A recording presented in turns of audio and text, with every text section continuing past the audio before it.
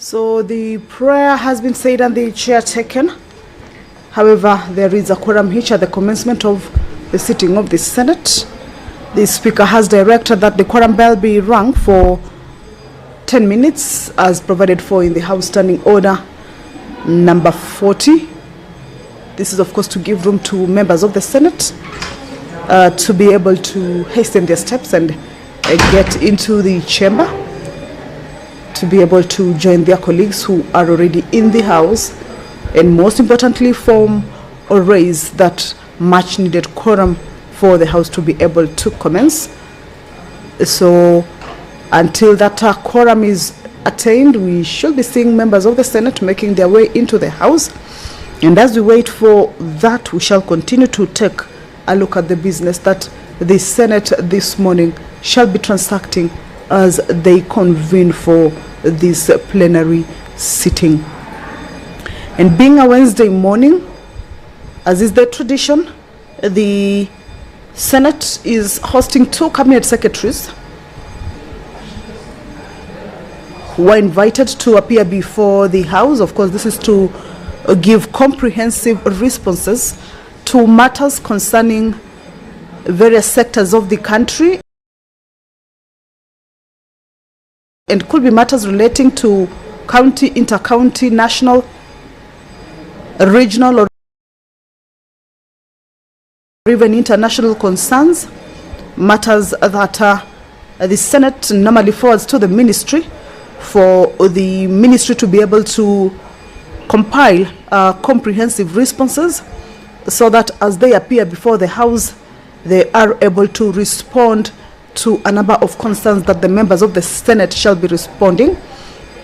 That is matters that could be, or other matters that relate to the questions that have been raised by the senators. So this particular morning, the Senate invited the Cabinet Secretary for Information, Communications and Digital Economy, Honorable William Kabogo, who is already within the precincts of Parliament. And once the House corrects, the Honorable CS will be ushered into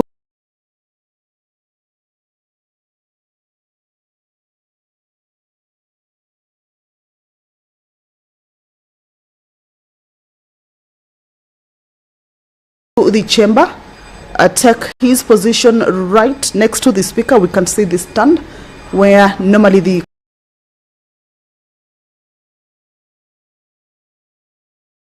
cabinet secretaries take their positions to be able to give their responses or address the House regarding the matters that they are meant to respond to.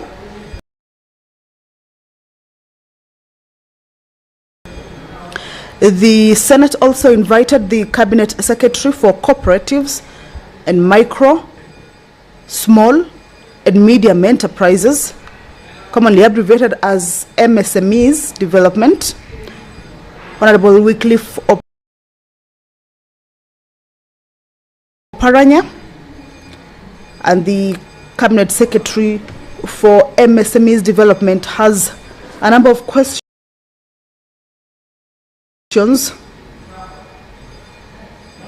About 4 questions.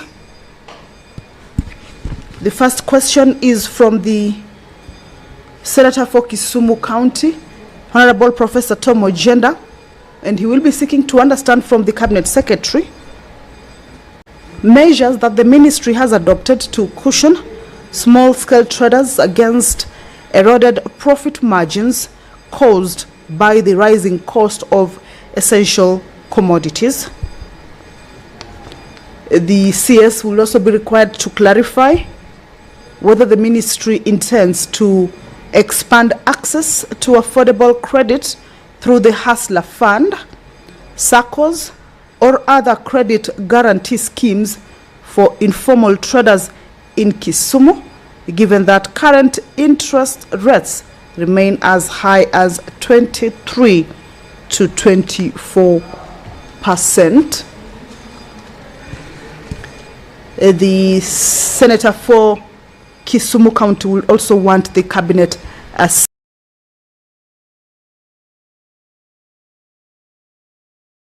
secretary to outline any safeguards that exist to ensure that women and youth traders who form the majority in Kisumu's informal, or rather who form the majority in Kisumu's informal markets are equitably included in these credit support programs. The CS will also be responding to a question from the nominated Senator Honorable Beth Siengo, and this question is around the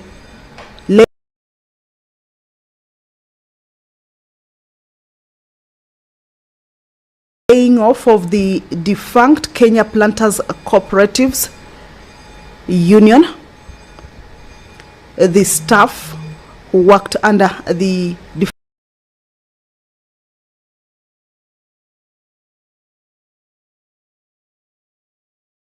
defunct Kenya Planters Cooperative Union, that is KPCU. And this question will be around when the ministry will be ensuring payment of outstanding terminal dues to the staff that were laid off from the defunct Kenya Planters Cooperative Union, who total 402 and who were separated from service between 2002 and 2010, and who are owed approximately 400 million Kenya shillings.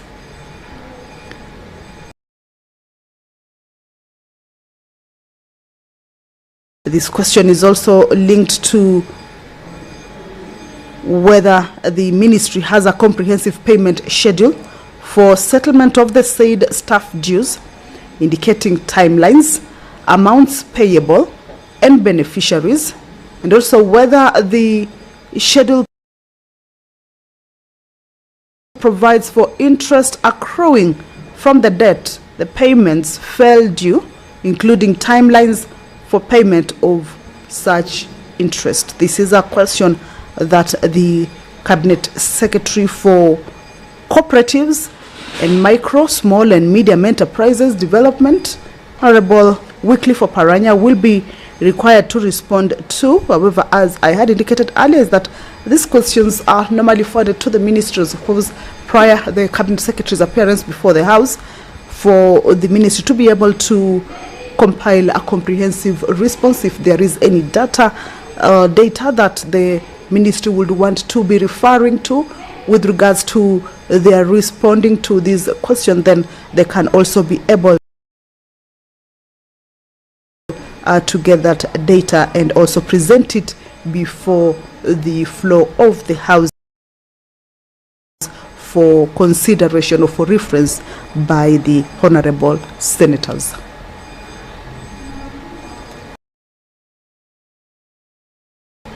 This is the proceedings of the Senate plenary sitting on this 13th day of May, in the year 2026, the morning sitting.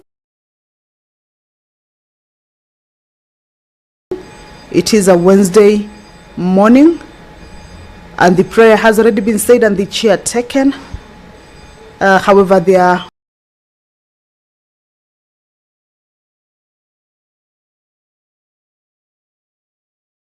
is a quorum which at the commencement of the sitting of the House, members of the Senate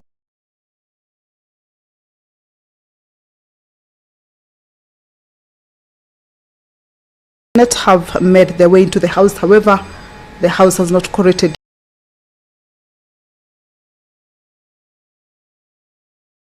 yet, so the quorum bell is on. If you're just joining us, that the House is about to commence.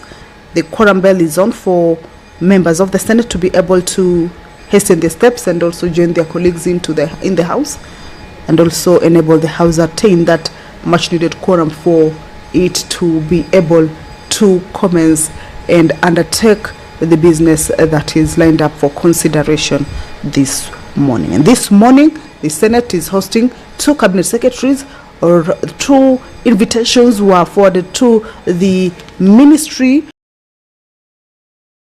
of Information, Communications and the Digital Economy, where the Cabinet Secretary, Honorable William Kabogo, is already within the precincts of Parliament and is set to be ushered into the chamber once the House quorums. And also the Senate invited the Cabinet Secretary for Cooperatives and Micro, Small and Medium Enterprises Development, Honorable Wycliffe Oparanya, and the CS for MSMEs Development will be responding to a number of questions. There are about 4 questions from senators, but of course you also understand that members of the Senate also have an opportunity to do a follow-up. The first quorum bell has lapsed. Let's listen to the Speaker. Ring the quorum bell for another 10 minutes.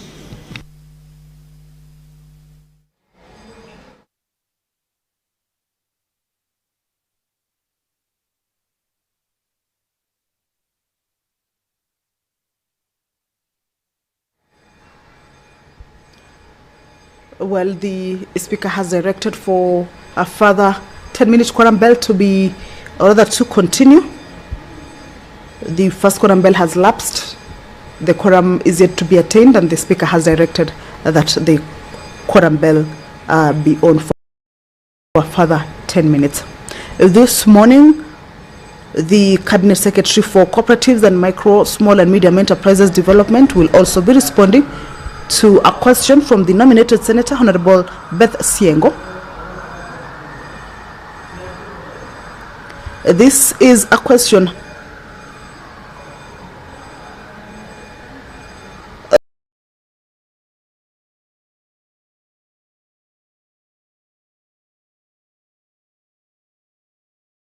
that relates also to the defunct Kenya Planters Cooperative Union dues that are being owed by farmers, and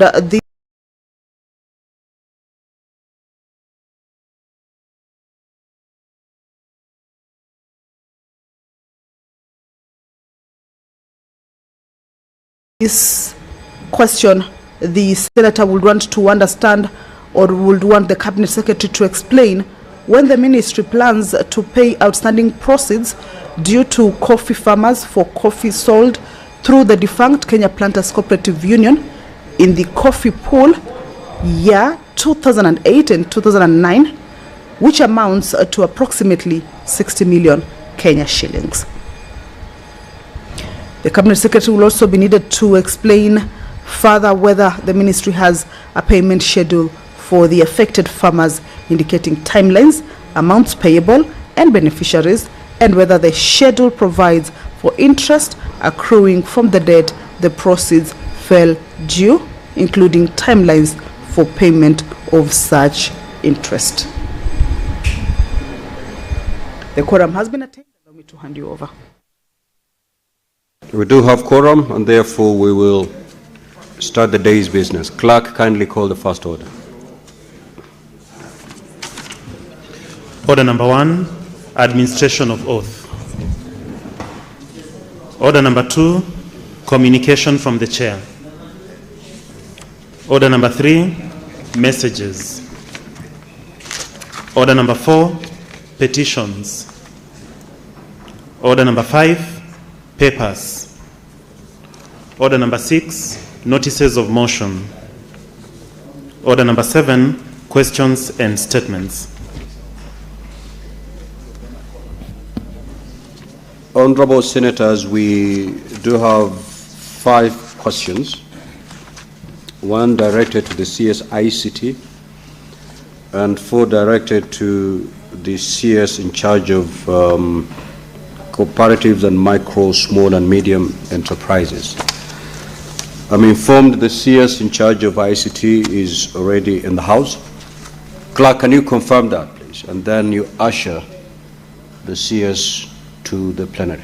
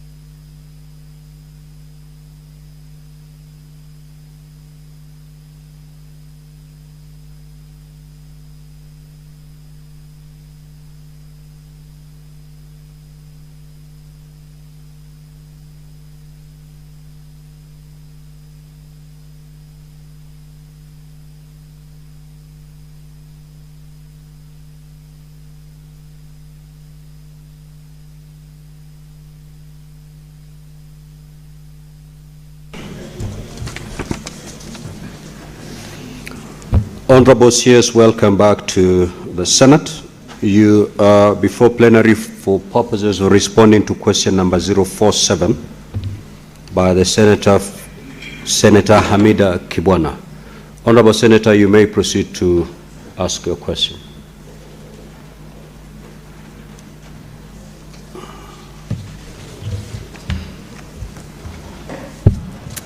Thank you, Mr. Speaker. Welcome, Waziri, and I'll proceed with my question. Question number 1. Bwana Waziri, kindly explain the legal, regulatory, and administrative safeguards currently in place to protect children in Kenya from cyberbullying, online exploitation, harmful content, gambling exposure, and abusive data harvesting practices on digital platforms. 2. What progress has been made in operationalizing child online protection standards such as age-appropriate design, parental controls, platform accountability, reporting mechanisms, and enforcement obligations for service providers operating in Kenya? Number 3, has the ministry undertaken an assessment of the exposure of minors in Kenya to harmful online content, manipulative digital advertising, gambling applications, and unlawful data processing in the last 5 years? And if so, what were the findings?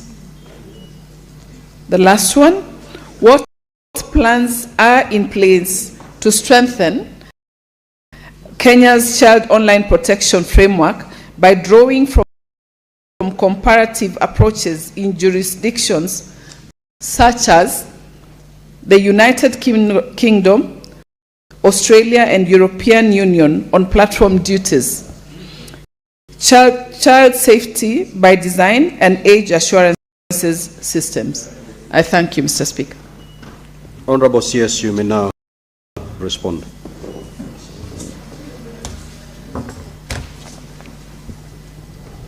Thank you, Mr. Speaker, and good morning. Mr. Speaker, I rise to respond on behalf of the Ministry of ICT and Digital Economy to the questions raised by Senator Hamida Ali Kibwana, Member of Parliament, in her letter dated 8th of April 2026 on the protection of children in Kenya from cyberbullying, online exploitation, harmful content, gambling exposure,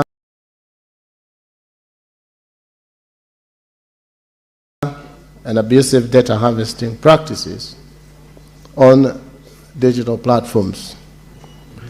Mr. Speaker, before I develop the substance of the ministry's response, however, permit me to convey the apology of my ministry and my own personal apology for not having appeared before this House on the 29th of April 2026, the date originally appointed for the laying of this response. I am grateful to the Chair and to this House for the accommodation now granted.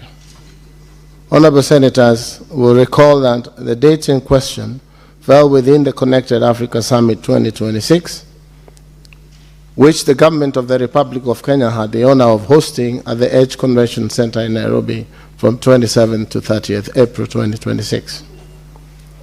As a line Cabinet Secretary, the Minister of Information, Communication and Digital Economy... Now, Honourable CS, I do note that your response is fairly long.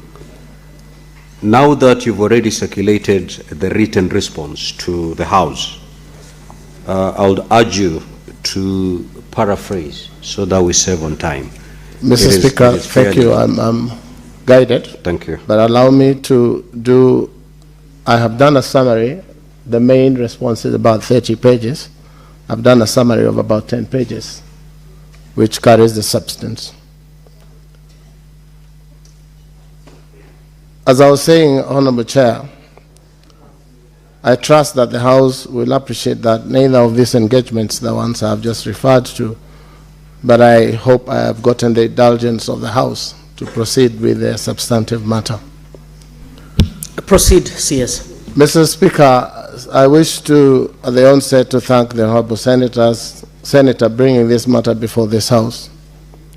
The questions she has posted go to the heart of the constitutional obligation owed by the state and by all of us to safeguard the dignity, privacy, and welfare of our children. Indulging, and indeed especially in the digital spaces in which they now live, learn, and play. Honourable Senator, the Honourable Senator has asked 4 substantive questions. She has asked first, what legal, regulatory, and administrative safeguards are presently in place? She has asked secondly, what operational progress has been made on age-appropriate design, parental controls, platforms accountability, reporting mechanisms, and enforcement. She has asked thirdly, what the ministry has, in the last 5 years, assessed the exposure of our children to these harms. And she has asked fourthly, what plans we have to strengthen the framework, drawing from the experience of the United Kingdom, Australia, and the European Union. Mr. Speaker, the position of the ministry is twofold. It's Madam Speaker, CS. I noticed the change, beg your pardon, Madam Speaker. And I wish to state it plainly at the outset. First, Kenya has established substantial constitutional anchored framework for the protection of children in the digital environment. Secondly, that framework remains a work in progress with specific gaps which the ministry acknowledges candidly and which the reform agenda I shall outline today is designed to close. Madam Speaker, the response has been consolidated by the Ministry of Information with input from the Communications Authority, the Office of Data Protection Commissioner, the Media Council, the Kenya Film Classification Board, the Gambling Regulatory Authority, and the National Computer and Cybercrimes Coordination Committee, Allow me, with your indulgence, to take each question in turn. Madam Speaker, on the legal, regulatory, and administrative safeguards, the safeguards presently in place are anchored on the Constitution of Kenya 2010, Article 28, which recognizes every person's inherent dignity. Article 29, which guarantees freedom from violence, from cruel, inhuman, and degrading treatment. And in the digital context, this extends to protection from cyberbullying, harassment, and the long-term effect of harmful online exposure. Madam Speaker, Article 31 guarantees the right to privacy, including respect of the unlawful collection, processing, and dissemination of children's personal data. Article 33 protects freedom of expression, but expressly excludes propaganda for war, incitement to violence, hate speech, and advocacy of hatred. Madam Speaker, Article 46 protects consumers, including children, as vulnerable consumers. And Article 53 guarantees the right of the child, including the principle that best interests of the child are of paramount importance in every matter concerning the child. Madam Speaker, these constitutional guarantees are given statutory force through several amendments or enactments. The Kenya Information and Communication Act, Cap 411A, mandates the Communications Authority to facilitate and regulate secure electronic communications and transactions. The Children's Act, Cap 141A, criminalizes conduct frequently encountered in the online environment, including grooming, solicitation, cyber enactment, and exposure of children to obscene content. The Computer Misuse and Cybercrimes Act, Cap 79C, as amended in 2025, criminalizes authorization access, the production and possession of child pornography, cyber stalking, and the non-consensual sharing of intimate images. The Sexual Offences Act, Cap 63A, addresses sexual exploitation, including in its online manifestations. The Data Protection Act, Cap 411C, provides heightened safeguards for the processing of children's personal data, requiring parental or guardian consent and prohibiting the profiling of children for direct marketing purposes. The Gambling Control Act of 2025 prohibits persons under the age of 18 from participating in any form of betting or gambling or gaming. And the Films, Stage, Plays, and Publication Act, Cap 222, empowers the Kenya Film Classification Board to classify audiovisual content, including content distributed through digital and online channels.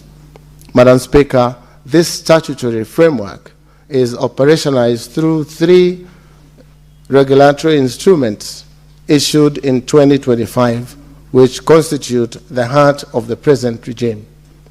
They are the Industry Guidelines for Child Online Protection and Safety in Kenya, 2025, issued by the Communication Authority, the Code of Conduct for Media Practice of 2025, issued by Media Council of Kenya, and the Kenya Information and Communication Regulations Telecommunication Service Subscribers Regulations of 2025. Together, these instruments require age-appropriate design, default high privacy settings, parental controls, content moderation, watershed period restrictions, and parental or guardian involvement in the registration of minors on telecommunication networks.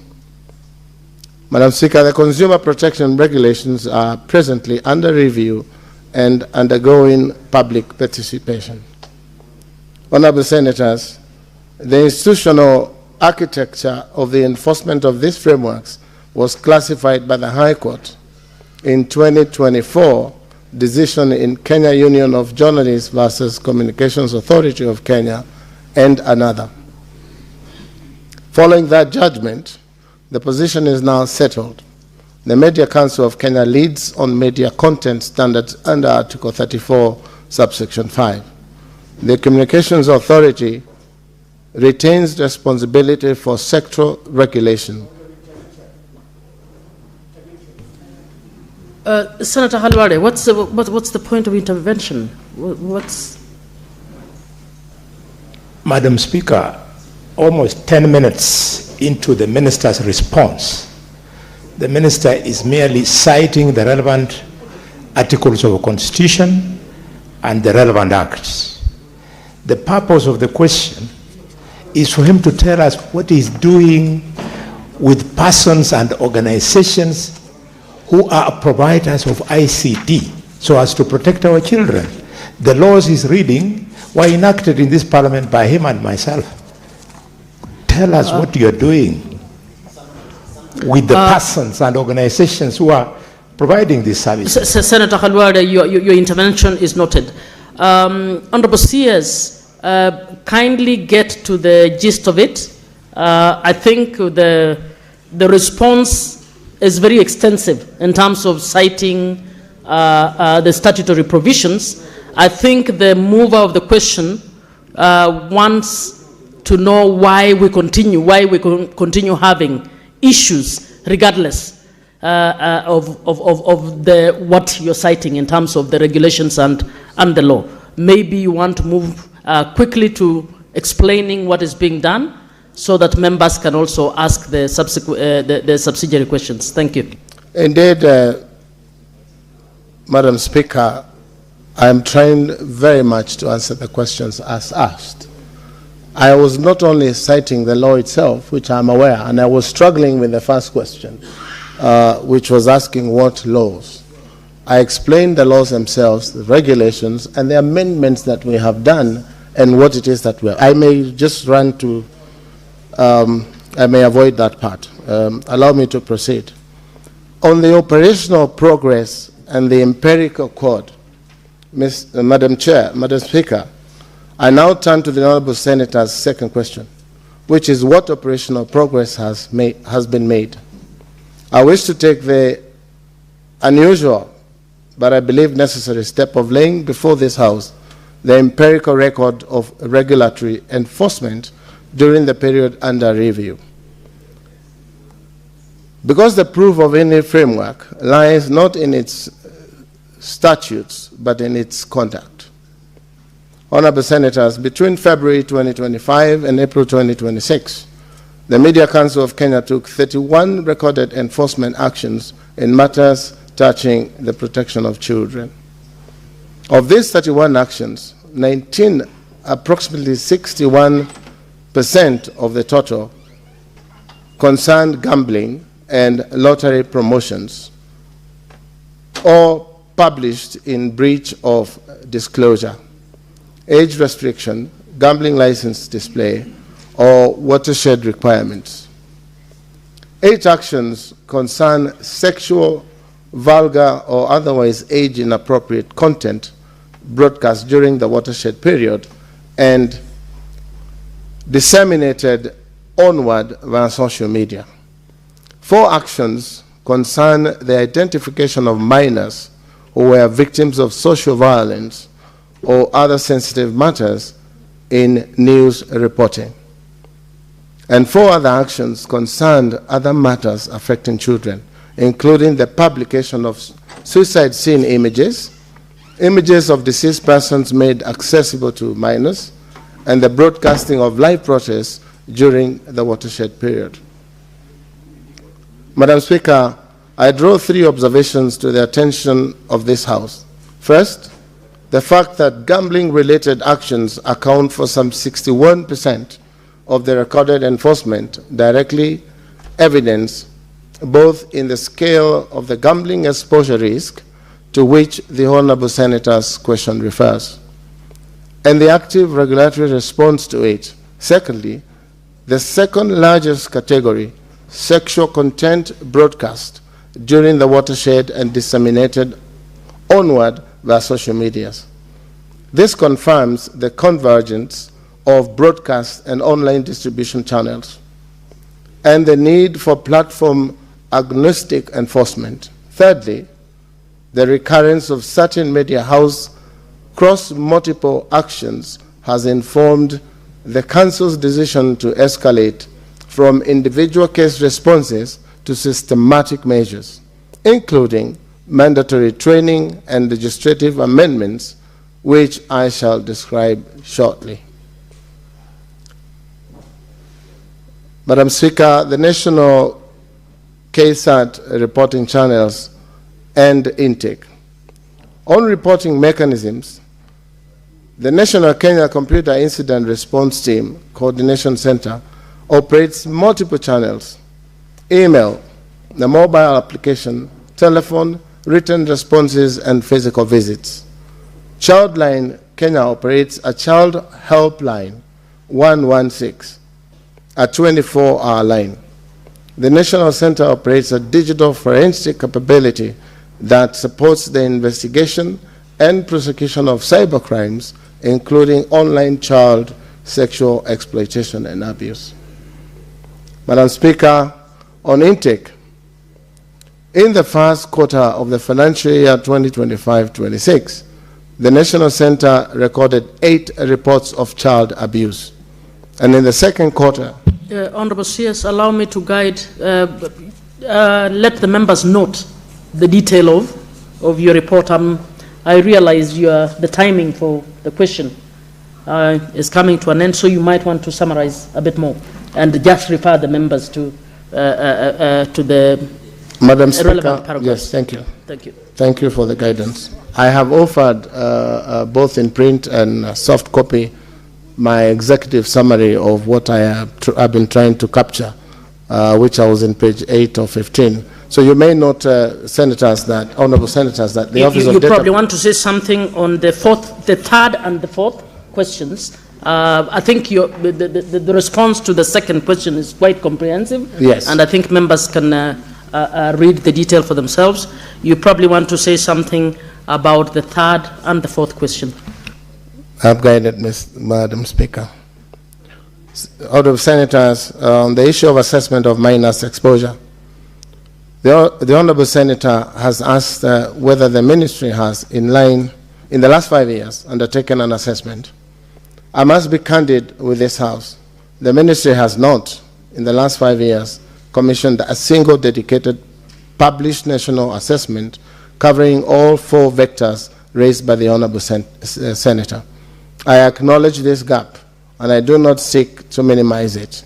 The Communications Authority of Kenya has accordingly commissioned the University of Nairobi to undertake the National Security on Child Online Protection and Safety in Kenya. In the interim, however, the Ministry does not come before this House empty-handed. The evidence available drawn from the State of the Media 2025 survey, that report of the Media Council of Kenya, from the Distracting Harm in Kenya study of 2022, the National KSAT quarterly report, and from the Compliance Engagement of Office of the Data Protection Commissioner. The State of Media 2025 survey report documents all these issues, Madam Speaker, and they are available in our detailed response, which is 40 pages, I think. Madam Speaker, this is the finding I commend most particularly to this House. 63% of Kenyans are unable to identify content generated by artificial intelligence.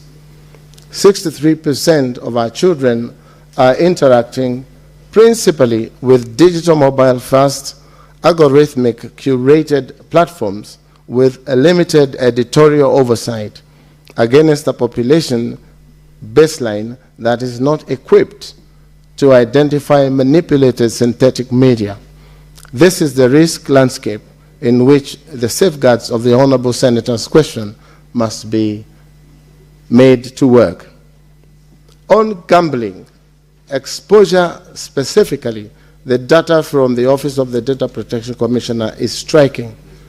Of 224 gaming and betting firms identified by the office, only 15, that is 6.7%, are fully registered. 13 firms are particularly registered partially. 5 hold expired certificates. Action needs to be taken on this end, and the ministry is engaging the Office of the Data Protection Commissioner and the Gambling Regulatory Authority on a coordinated enforcement push, and the ministry will report progress to this House as it comes through. Madam Speaker, on the plans to strengthen the framework, I turn finally to the Honourable Senator's fourth question. What plans are in place to strengthen the framework? Drawing from comparative approaches in the UK, Australia, and the European Union, the comparative analysis is set out in full at Annex 3 of the principal statement. Drawing on that analysis, the ministry has settled on 8 plan reform agenda, Madam Speaker, which are detailed on my summary and on the main report. And 3 candid acknowledgements I would like to make, Madam Speaker. The ministry owes this House 3 further candid acknowledgements. First, the 2025 amendment to Section 6 of the Computer Misuse and Cybercrimes Act, effected by Section 3 of the Act number 17 of 2025, which would have expanded the powers of the National Computer and Cybercrimes Coordination Committee to render websites and applications inaccessible where they promote inappropriate sexual content involving minors, terrorism, regulations, extremes of cultism, has been challenged in the High Court, and interim conservatory orders have been issued suspending implementation of that amendment pending determination of the petition. The ministry respects the judicial process and will act in accordance with the orders of the court. Secondly, Madam Speaker, Kenya does not yet impose a statutory duty on online platforms to publish periodic transparency reports on takedowns, complaints, content classifications, or recommended system risks. Closing this gap is the principal purpose of the proposed Kenya Online Survey Bill. Thirdly, Madam Speaker, the data handler registration deficit is in the gaming and betting sector, to which I have already referred, requires concerted efforts. The ministry is coordinating the Office of the Data Protection Commission and the Gambling Regulatory Authority on this work. So, Madam Speaker, in summary, our ask as a ministry to this House, against that practice, the ministry makes 4 respectful asks on this Honourable House. Ask number 1, Madam Speaker, is that the House receives this statement and that it allows the ministry to revert the findings of this national survey on child online protection and safety in Kenya on conclusion of the field, on the field work. Secondly, Madam Speaker, I ask that this House engage substantively with the legislative components of the reform agenda, and in particular, the Kenya Online Safety Bill and the proposed amendment to the Media Council Act, Cap 411B, when those instruments are introduced. Thirdly, Madam Speaker, is that this House supports the interagency compliance and inspection cycle through its relevant standing committees. And finally, Madam Speaker, is that this House take note of these litigations in respect of the Section 6 of the Computer Misuse and Cybercrimes Act, with constraints, which constrains the ministry present ability to compel the takedown of scope content. In closing, finally, Honourable Senators, I thank the Honourable Senators for placing this matter on the floor of the Senate. The questions she has posed will outlast this Parliament. The harms to which they speak, to our children's safety, to their dignity or their privacy, to their right to grow up free. Exploitation is in these spaces in which they now live their daily lives admit of no partisan answer. My ministry remains committed to ensuring a safe, secure, and inclusive digital environment which Kenyan children can access and benefit from digital technologies while being adequately protected from harm.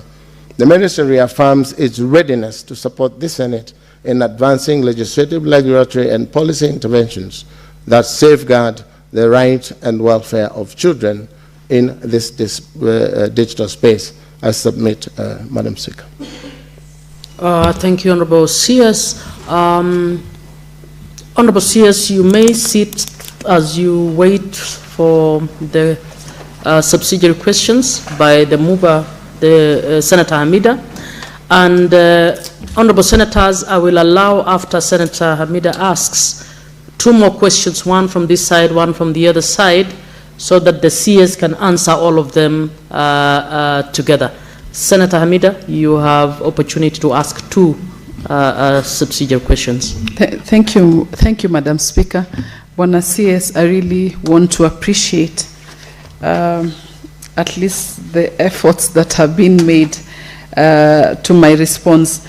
I was just wondering whether there are investigations that have been undertaken, whether prosecutions have been initiated and convictions have been secured on this issue. One last one, because I've been told that I only have 2 questions. Does the ministry have any county by county data on our awareness on this program and undertaken on child online safety and public funds allocated on this matter?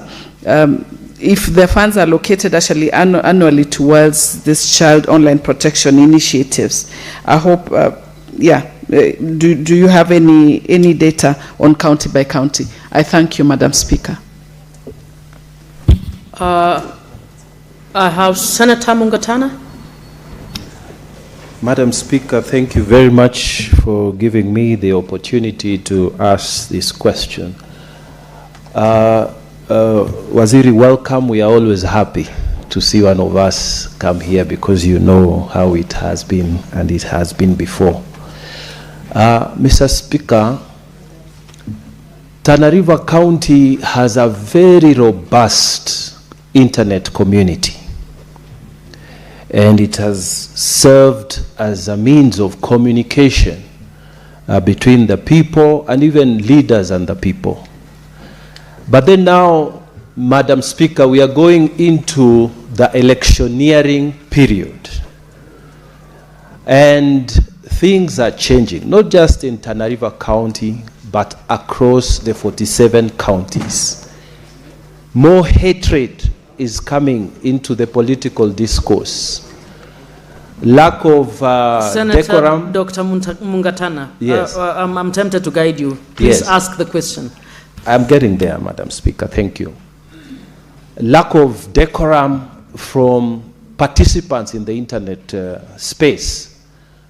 The question that I want to ask Waziri, as IEBC is preparing for the general election, which we hope will deliver a good election, what preparations are you making, proactive preparations are you making as a ministry through the ICT to go into this internet space so that good political discussions are done and not this dirt? Mr. Speaker, Madam Speaker, I have seen one of our colleagues being exposed here fighting another colleague. Senator, your question is clear. I'll allow you to see. So you're taking opportunity to actually make a contribution. Thank you. I'm asking whether he has seen one of our colleagues being beaten to the ground, and then another AI-generated thing showing him beating his opponent. It's becoming nasty. What is the Senator, ministry your question doing? is very clear. Senator Minority Leader, Senator Mazayo.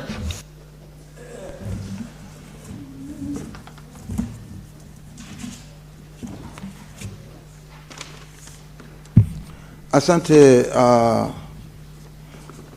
Mstahiki Spika. Mstahiki Spika, nataka kuuliza swali kwa waziri. Waziri, unaweza kueleza kinaga ubaga kulinganishana na wizara yako imeanzisha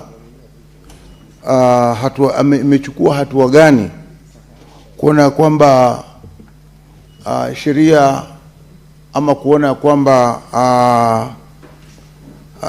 taratibu ya watu kufanya kazi katika wizara yako na hali ya mitandao haiwezi inaweza kusaidia? Ni sheria gani katika wizara yako imetengeza ili kuweza kutetea hawa watoto wetu ambao mara nyingi wanaangalia upande wa mitandao, inakuwa urahisi wa kuingia?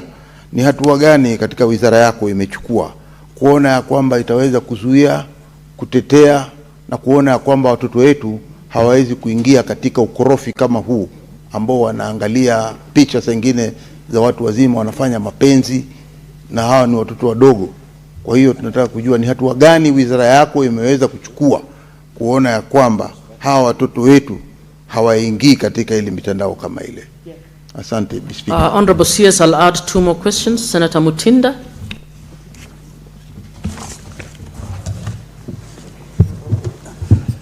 Thank you, Madam Speaker.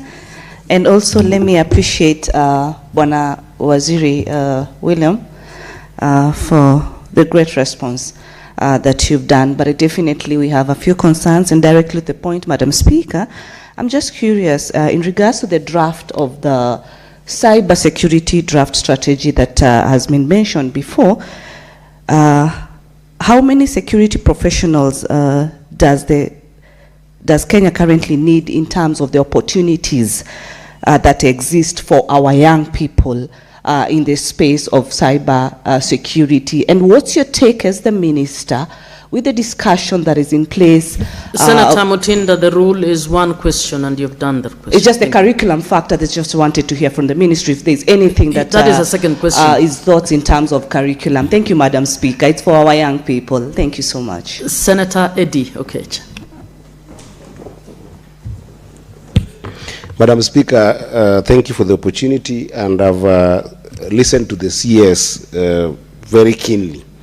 And Madam Speaker, if you realize, the CS has really looked at the legislations and the legal actions and framework that exist in terms of this response. But I think that on this question, could the CS just be very clear on what is the ministry doing to hold the platforms accountable? Because this is the question. Because if you go to a place like the EU, we have got the Digital Services Act, but the last of that act is given life by the relevant ministries holding platforms accountable. Is there a framework that the ministry has put in place in this digital citizen world that ensures that Meta, that owns Facebook and owns WhatsApp and owns IG, that TikTok, that all these platforms have got an accountability framework to the country? This is the fundamental question I need to ask the minister. Honorable CS, you may respond to those questions. Thank you, Madam Speaker. One undertaking I want to give, Madam Speaker, is because I may not comprehensively answer the substantive supplementary questions. As usual, I'll undertake to give comprehensive answers to all questions and any other that may arise from the questions of the Honourable Senator. Madam Speaker, on the issue of investigations, we have had several discussions with the Office of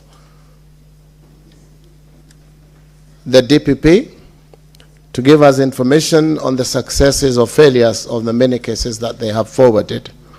And Madam Speaker, that information is yet to come to us from the Office of the Prosecution Office, and I hope that by the time of close of the month, we shall have all the necessary cases prosecuted, their successes and failures and reasons thereof. Mr. Speaker, the Senator for Tana River has asked, during the electioneering period, whether we are prepared and what it is that we are doing in preparation of the elections and the things that may happen, as has been witnessed from some of the members here. We have, Madam Speaker, put together a committee of different departments, including security, our offices, the election, IEBC, to make sure that we are properly prepared during this period and going forward, that this becomes a continuous process, not only during elections. And I hope that by the time we get near December, we should be able to say exactly what we have planned. But again, Madam Speaker, I want to say this, that also it's incumbent upon us as leaders to be able to talk to our children and those that are under our care on how we discipline ourselves, a situation which will become the norm of the use of the internet space. I say this cognizant of the fact that there are countries like the UK that do not have a constitution, but they have the modes of how they operate. So we need to start talking about safe mtandaoni, and that only can come from us discussing as Kenyans, leaders, and all involved parties. The Senator Mazayo, I think, Judge Mazayo, asked a question on hatua gani tunachukua sisi kama wizara. Mheshimiwa Speaker, sheria moja ambayo tumesema imepelekwa kotini ilikuwa ni sheria ya kuweza kuondoa yale maneno imewekwa mitandaoni na kuweka chini, lakini mahakama imesimamisha sheria ile na zingine ambazo zilikuwa nia yetu kama wizara kwa kutengeza ile sheria ni kuweza kuruhusu shirika kama Communication Authority kuweza kuondoa mitandaoni hizo habari au maneno hayo ambao yanatekelezwa katika mtandao. Tunahofia, Mheshimiwa Speaker, kuwa hivi karibuni hiyo koti itaweza kuondoa hizo maneno za kuzuia ili tuweze kung'ang'ana na story ya kuweza kuondoa habari mbaya au maneno mbaya ambayo inafanyika mitandaoni. Mheshimiwa Speaker, I think it was Senator Eddie, who says we need to have very clear as a ministry on the framework that we are doing. I tried, Madam Speaker, to explain on the frameworks, but you directed that I do not go into details. I undertake, Madam Speaker, to be able to bring a comprehensive answer on the frameworks and what it is the ministry is doing currently and the proposed actions in the future to make sure that this space is free and good for our children to indulge. I submit, Mr. Speaker. Senator Eddy, what is your intervention? Certainly it cannot be a point of order. Mr. Speaker, I think that either the minister got my question wrong or did not just answer it at all. I did not ask about legal frameworks, Mr. Speaker. I indicated that the minister has centered on legal frameworks that exist. What I asked the minister is, how is the ministry holding platforms accountable? Because the legal frameworks are there to ensure that there is robust standards, to ensure that the safety standards are implemented according to our constitution within those legal frameworks, to ensure that there is fast reporting mechanisms, and to ensure that there is protection of minors. All these things exist. What is lacking is how do you hold those stakeholders who are owning these platforms accountable? For instance, Meta, that owns Facebook, that owns WhatsApp, that owns IG, are registered in Ireland. They're not registered in Kenya, yet their platforms are distributing content that do have impact on our children. What is the ministry doing to hold Meta accountable? What is the ministry doing to hold TikTok accountable? What is the ministry doing to hold these all social media platforms accountable to the frameworks and standards that have been established by the country? That's my question. Yes, Honorable, yes. Mr. Speaker, I quite agree with Senator Eddy that the issue of framework had been exhaustively explained. On what we are doing, Mr. Speaker, with players like TikTok and Meta, one action is the takedown action. The other action, Mr. Speaker, is that Communications Authority, through regulations, has been mandated now to stop operations of those platforms in the event of breach. But again, Mr. Speaker, we have issues that people run to court to stop us from doing certain things. But we have undertaken to be able to deal with these broadcasters, be it TikTok, be it Facebook, and some of them, Mr. Speaker, we have also given conditions in their licensing that they must have offices here in Kenya, so that in the event of issues that they have brought up on their platforms, they should be held accountable here in Kenya. And you remember, Mr. Speaker, if I may add, a platform like the one for Elon Musk, we have given them temporary approval licenses to operate in Kenya on condition that in the next 3 months they shall have an office here. So we are taking action by having them here in Kenya and being subjected to our laws and measures that are there to protect our children. I submit, Mr. Senator Pony. Speaker, Mr. Speaker, 2 weeks ago, Safaricom announced profits of 100 billion shillings, Mr. Speaker. What is the minister doing to ensure that this theft, open theft, by a company which is not in business but is doing profiteering, young people are protected by having access to cheaper rates of using ICT? Especially, Mr. Speaker, in view of the fact that your government promised Kenyans, especially the youth, free Wi-Fi for them to be elected. Senator Munyehaji. Asante Mheshimiwa Spika, yangu mimi ni swala kuhusiana na matangazo ya rejareja kuhusiana na mambo ya kamari, yani betting. Ukifungua redio kila baada ya dakika 10 kuna tangazo la betting. Kila baada ya dakika 10 kuna tangazo la betting. Je, wizara yako Mheshimiwa Kabogo inafanya nini kupunguza ama kuondoa kabisa haya matangazo ya kamari ambayo yamekithiri katika vyombo vya habari katika nchi yetu? Senator Kathuri. Thank you, Honorable Speaker, for this opportunity also to ask my supplementary question.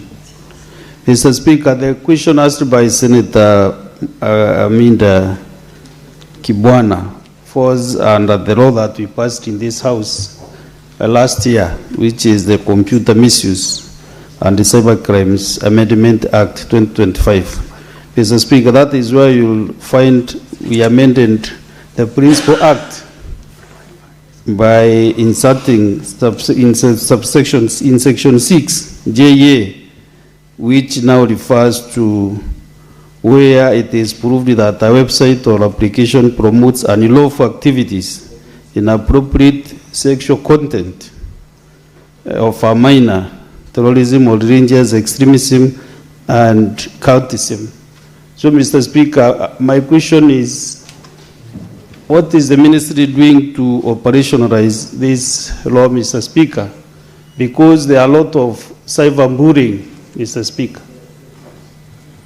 Yours truly is actually, I am a culprit this week, Mr. Speaker, where something is circulating in social media that I was in a place somewhere, I can remind you, I don't know what it was, Mr. Speaker.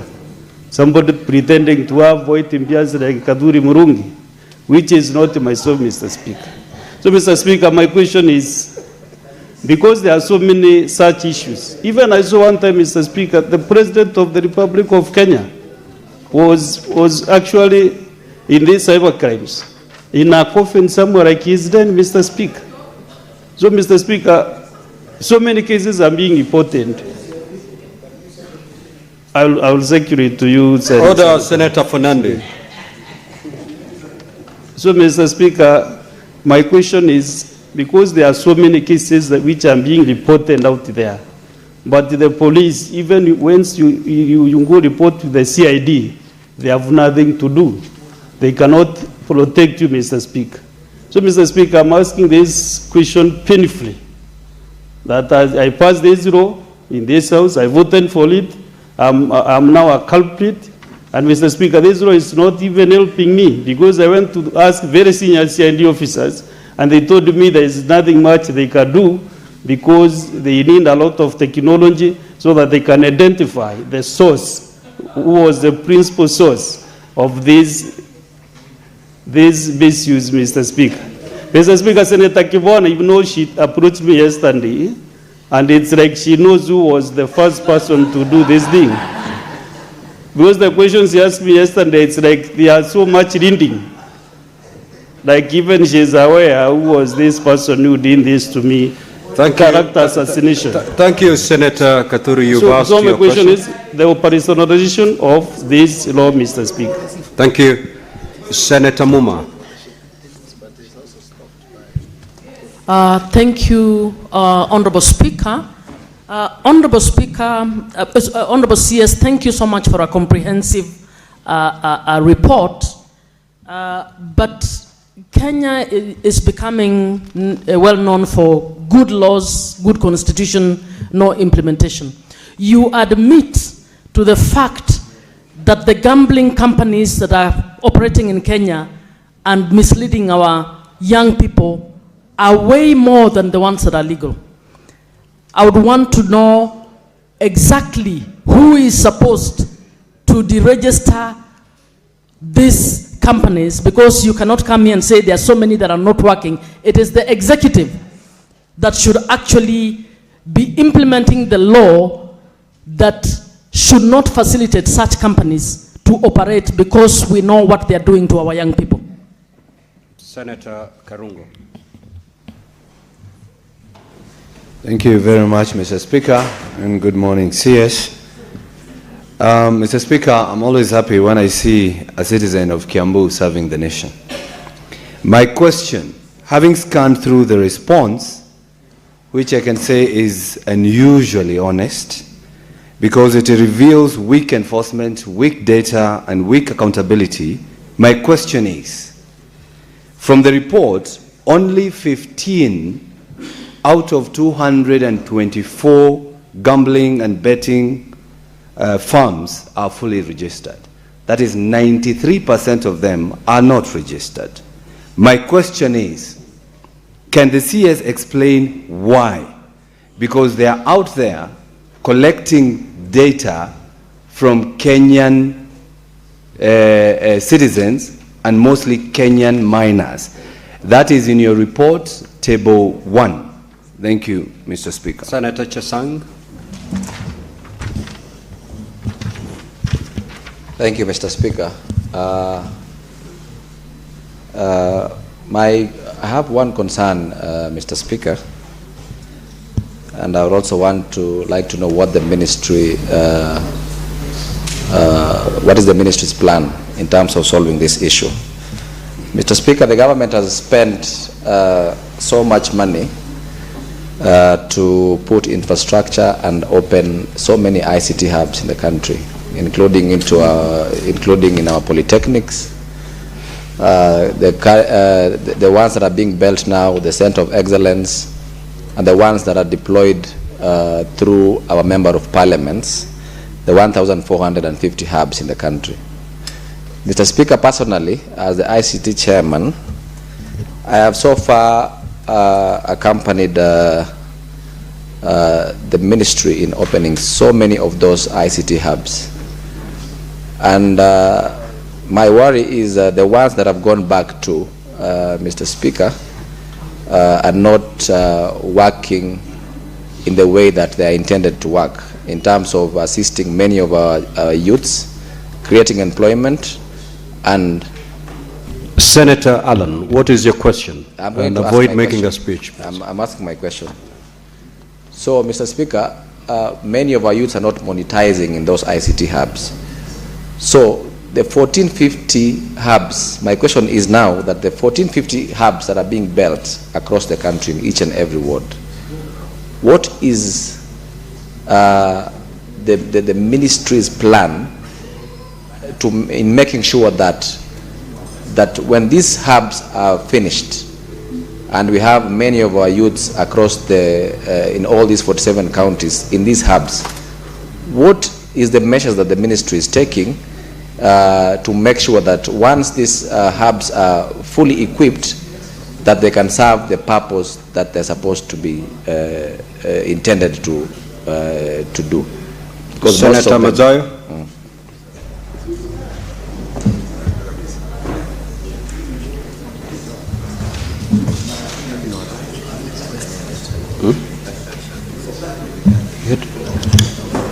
He's already asked a question. Well, Senator Mazayo, I'm told you had already asked a supplementary question. Under standing order, you're only allowed one to ask one supplementary question.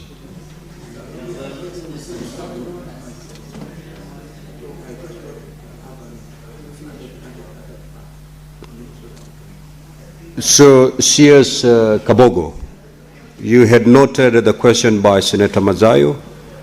You need to clarify further because the Honorable Senator is saying it was inadequately responded to. You may proceed, CS. Mheshimiwa Speaker, swala la Mheshimiwa Mazayo nilijaribu sana kwa lugha yetu ya Kiswahili kujibu. I did it to the best of my ability as I sit here.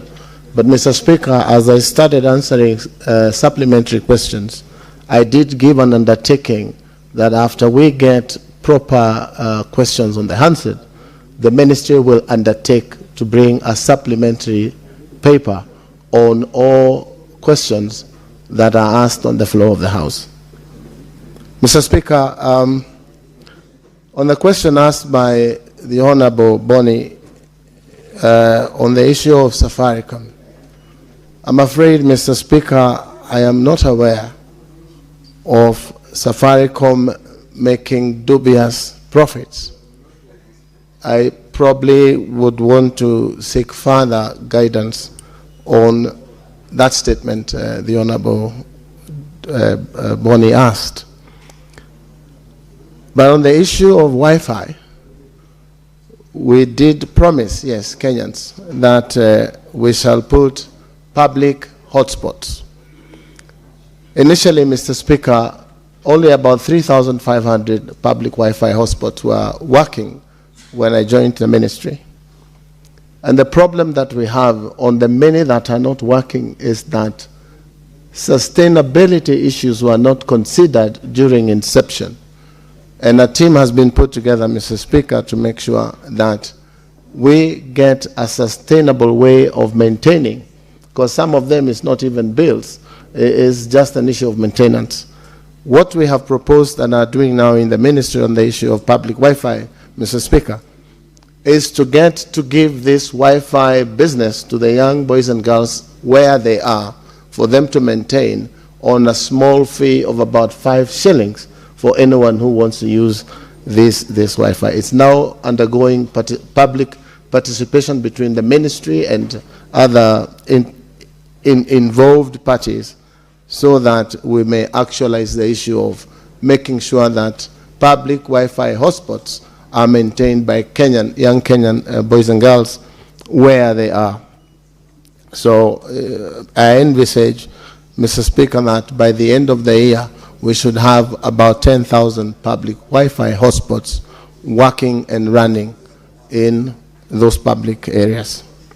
Mr. Speaker, on the issue of betting kutoka kwa Mheshimiwa Haji, nilisema katika taarifa niliyopeana hapa, Mheshimiwa Spika, kuwa shida kubwa sana imetokezana na mambo ya betting,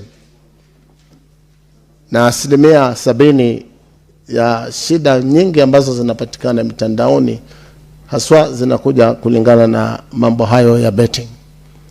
Tuna habari kwamba, Mheshimiwa Spika, hata vijana wengine hushikia wamama nyumbani kisu ampe 100 ili akaweze kwenda kufanya maneno ya betting. Kwa hivyo kipaumbele katika wizara yetu ya mawasiliano ni kuweza kufuatia sheria ambazo zimewekwa. Japokuwa changamoto, Mheshimiwa Spika, ni kuwa kila sheria ikiwekwa na ni sheria nzuri, Wakenya hukimbia kotini haraka na kuweza kusimamisha. Lakini Mheshimiwa Spika, nipeane ahadi hapa katika bunge la Senate kuwa wizara itakabiliana na shida hizi zinaambatana na maneno ya betting vilivyo, ili tuweze kusaidia nchi yetu kusonga mbele bila shida hizi za betting controls. Mheshimiwa Speaker, on the other matter raised by the Honorable Katuri, a very serious concern, yes. Many of us have suffered. And this is what, Mr. Speaker, I expressed in my statement, that we already now have laws and regulations to be able to deal with this issue, especially one, the take-down part of it, which, Mr. Speaker, I have said we've been stopped by the current matter in court, and we hope that this matter will be cleared soonest for us to be able to take action. Also, Mr. Speaker, we have a committee between the ministry, the regulators, and the office of DPP to make sure that most of these cases are prosecuted ASAP. Again, we have a problem there because, as you know, our criminal procedure systems require certain procedures to happen as people are taken to for criminal prosecution, Mr. Speaker.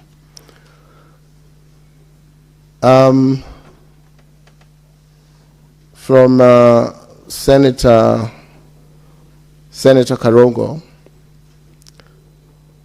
he asked, out of 224 cases of licensing, only 15 are fully licensed. The others are partially, I have explained there. But, Mr. Speaker, we've given the agencies 40 days to be able to make sure that those that are in the process of properly registering are registered within that period, without which their licenses should be cancelled, Mr. Speaker. And that is ongoing, Mr. Speaker. Senator Chisang asked on the issue of the 1,450 digital hubs and what plans we have. Mr. Speaker, we currently have trainings going on for young Kenyans who will be engaged as trainers to be taken into those digital hubs where they shall become trainers of trainers to train those that will be responsible for training young Kenyans who are using these digital hubs as platforms for digital economy. I want to tell the House that also recently we have engaged a company that is giving us 700,000 trainings to young men and women, which will be issued with certificates of online platform using. So the ministry is aware. We're also a little bit slow on the issue of completion of these digital hubs, and we have spoken to members of Parliament to try and expedite the construction of these digital hubs. We currently are having devices to take to those that are ready, and this exercise is ongoing, and Senator Chesang, being the chair of the ICT committee, is very involved in the process of bringing these hubs to working. What was the other one? I think that's all, Mr. Speaker, unless I have missed any. But again, Mr. Speaker, as I said, I undertake to bring in, once we get the answer to get the proper questions, we shall bring in a substantive answer for each and every one of them. I submit. Yes, Senator Kathuri, what's your intervention? Honorable Speaker, I'm not sure whether you're attempting to answer my question. So maybe you can do that before he leaves. Mr. Speaker, this is the one that I said we're having issues on taking down those things that, for example, what I have seen that you referred to because of the current court case. We are trying to lift that ban in court so that we can start doing it. But our hands are tied at the moment. But between us and the regulators and those that are involved, there is something the ministry is doing to make sure that we can put a stop to them before they are aired. And that is happening. Again, not trying to circumvent the matter that is before court, Mr. Speaker. But again, I said we shall try and make sure that you have comprehensive answers to each and every question. And we even ask those that had supplementary questions that they didn't ask, if they can be forwarded to the ministry, we shall be more than willing to answer, Mr. Speaker. Thank you, Honorable Sears. You may now take leave. Honorable Senators, we will move to question number 027 by the Senator for Kisumu County, the Honorable Tom Ojenda.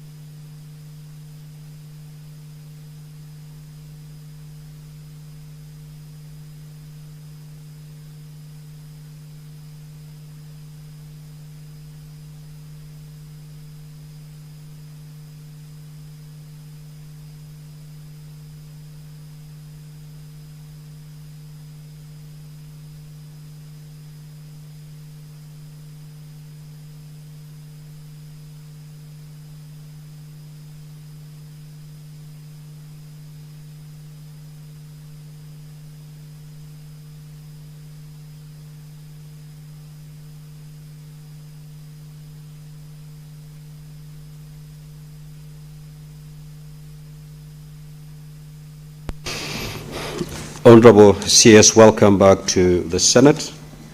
We'll straight away go to question number 027 by the Senator for Kisumu County, the Honorable Tom Ojenda.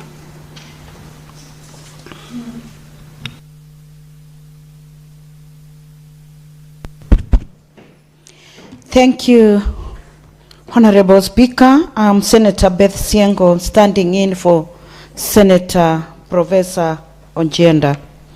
The question goes, could the Cabinet Secretary outline the measures the Ministry has adopted to cushion small-scale traders against eroded profit margins caused by the rising cost of essential commodities.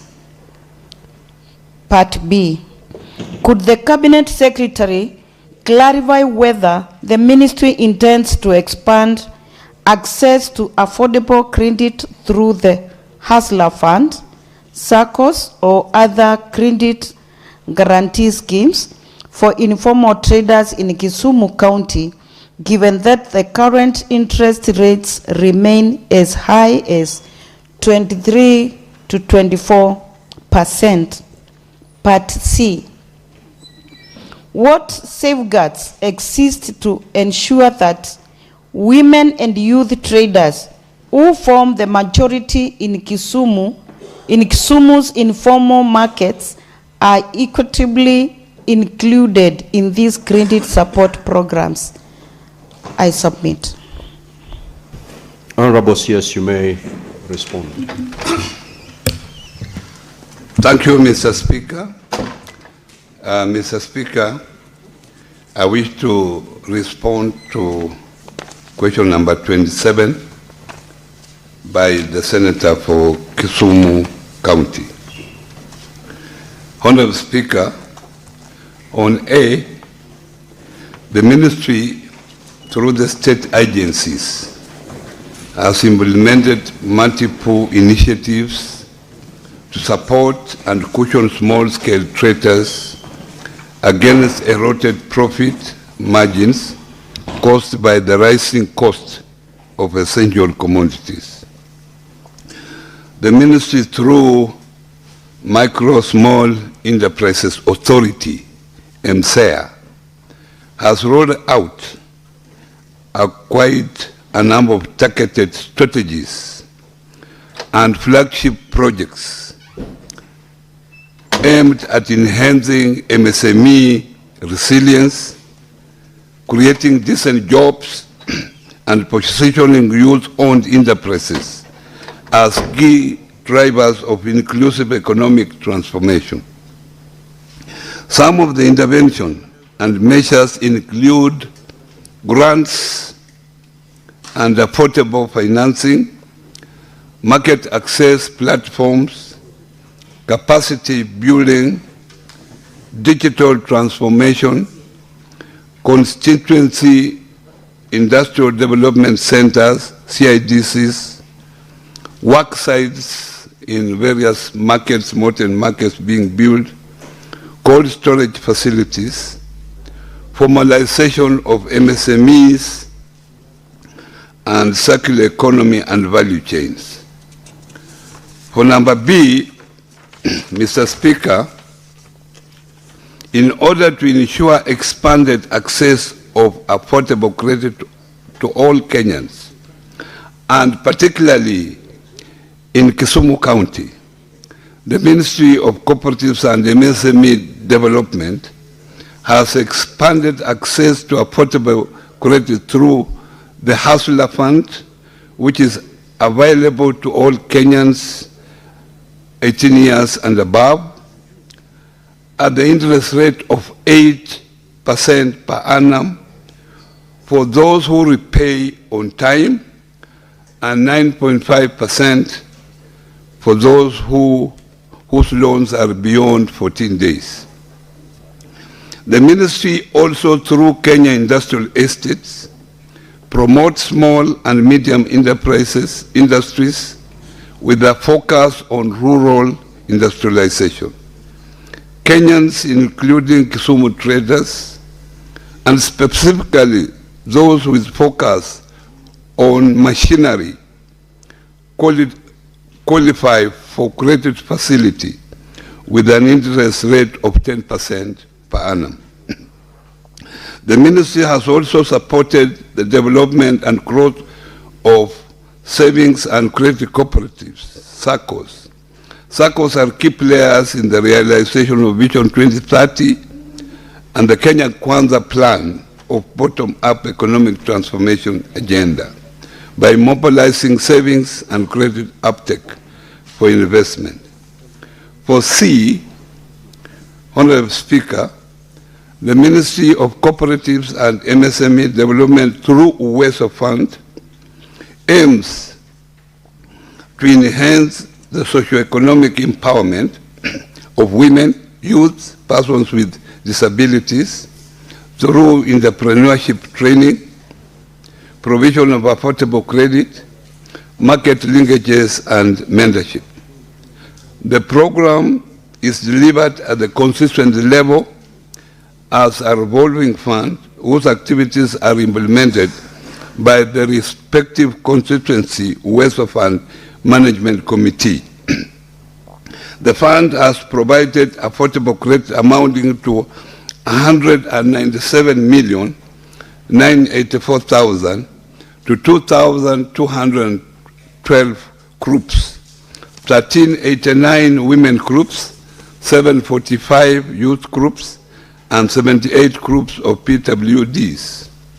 These groups have benefited with Kenya shillings 130,669,440 to women groups, 60,453,285 to youth groups, and 6,861,275 to PWDs groups. A total of 35,241 individuals have also benefited from the fund. The fund provides training of the beneficiary groups before they are issued with loans.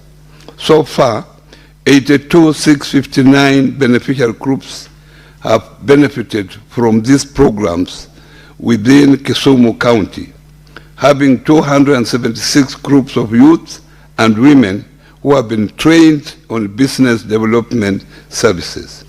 This builds the skills of entrepreneurship and enables the groups to take advantage of procurement opportunities provided through access to Government Procurement Opportunities Act. Honorable Speaker, all these initiatives and many more have not fully addressed issues such as sector-specific support, associations alignment, and a comprehensive engagement structure.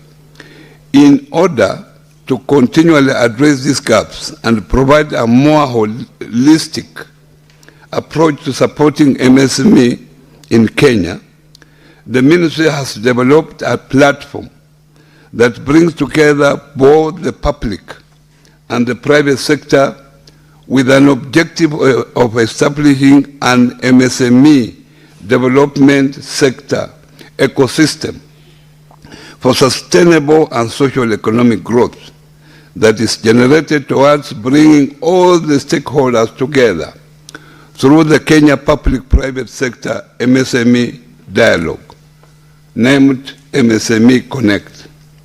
Already, the engagement with MSME have been done with 5 counties, with one held in Kisumu on 28 November 2025, with the participation of over 1,000 enterprises. This has provided an opportunity to all MSME in all counties to market their products, network, and contribute to the policy framework discussion while aligning the business owners to adopt a saving culture through the cooperative.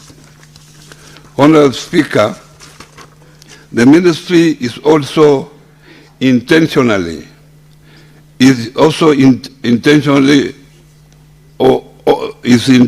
facilitating reliable markets for MSME goods and services through national, regional, and cross-border trade fairs, and as such expanding revenues, reduce risks, and generate jobs by enabling MSMEs to scale up.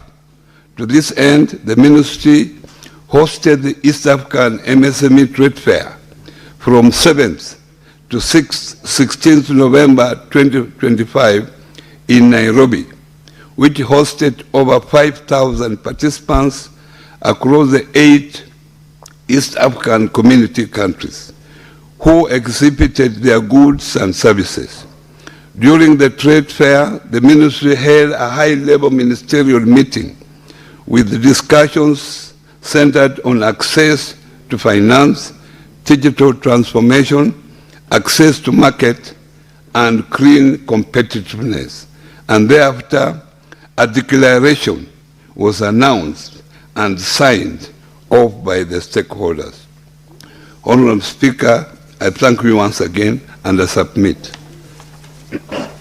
Senator Beth Siengo, do you have any supplementary question?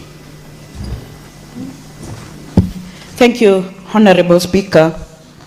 My supplementary question goes to the CS and it's on Kitui County. Women and youth traders in Kitui County face exploitation by middlemen and brokers, and their SMEs are not supported. What interventions has the ministry put in place to protect them and take them through training for capacity building to enable them access markets directly and affordable credit support programs as well? Thank you. Senator Mungatana. Thank you. Asante Bwana Speaker kwa kunipa nafasi na mimi ni ulize swali. Waziri, swali langu ni kuhusu hizi senti ama pesa ambazo zinatumika kwa women empowerment na kusaidia wale ambao wanaishi na disability. Hii pesa katika Kisumu umesema ni milioni 197 na shilingi kadhaa.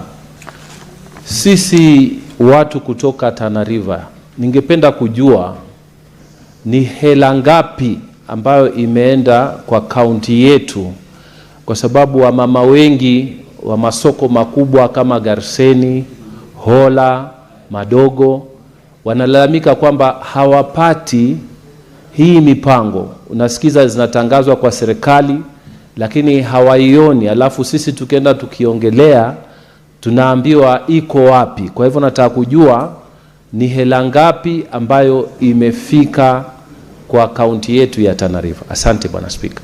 Senator Edi Okech. Thank you, Mr. Speaker, and it's good to see the CSC again today. Bwana CS, there has been a lot of challenges to SMEs in the recent past in the wake of flooding disasters, where you find that a place like Migori County, and even to some extent places like Budalangi, floods have wiped out the simple assets that small and medium enterprises depend on to do their businesses. It takes years for these small and medium enterprises to actually build these small assets to make sure that they can be able to progress with their businesses. What is the ministry doing to intervene, not with credit facilities, but with flexible capital, to intervene and help those traders in Migori Market or even in Kabuto and Sori, places like Budalangi in Western Kenya, so that these small traders can be able to regain their cadence in terms of doing their businesses just by acquiring simple assets to continue with their businesses, especially because even Met has said that in the next seven days, we are still going to experience the same kind of floods and rains that could even affect these markets that we have that are small in our communities. I thank you, Mr. Speaker. Senator Chiranke. Thank you, Mr. Speaker, and it is good to see my neighbor, CS Oparanya. Mine is on the issue of Hustler Fund, Nyota Fund, Youth Fund. Mr. Speaker, he has indicated in response to the issue of access and the high interest rates on the commercial bank loans. My issue, Waziri, as a ministry, do you have intention either to waive these interests, to give them an holiday in terms of payment, or even cancel or absorb some of the loans, not only in Kisumu County, but across the country, Mr. Speaker? I yield back. Senator Wakwabubi.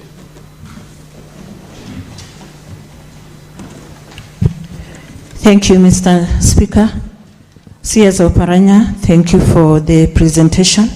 And I would like to begin by appreciating you for empowering vulnerable groups in Bungoma County last week, in Bumula Sub-County, We have got 8 more sub-counties to go, and also the entire Kenya, because I stand for all parties in the country. My question is this: what interventions is the ministry putting in place to stabilize prices of key commodities like fuel, electricity, transport, basic goods, and the issue of collateral security when these vulnerable groups come to seek for loans, and all those are affecting small-scale traders countrywide? Thank you. I yield. Senator Muma. Thank you, Honorable Speaker. Welcome CS Oparanya to the Senate. My question is about the Hustler Fund. Honorable CS, among the first days you came here, you indicated that the default rate on the Hustler Fund was quite high.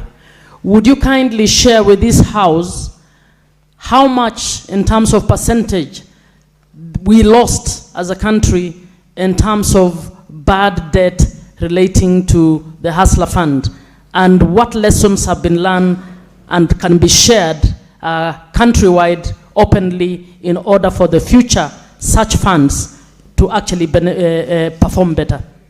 Senator Mwenda Gataya. Waziri, ningependa kujua, unajua huduma ya Fuliza ilianza kwa msisimko mkubwa sana, lakini nimepata taarifa kwa wafanyikazi wengi, wafanyabiashara wengi sana wandogo ambao wanasema kwamba hiyo huduma imefifia. Sijui wizara yako iko na mpango gani ya kufufua hiyo huduma ndio wale wafanyabiashara ndogo waweze kunufaika kwa hiyo huduma? Honorable CS, you may now respond.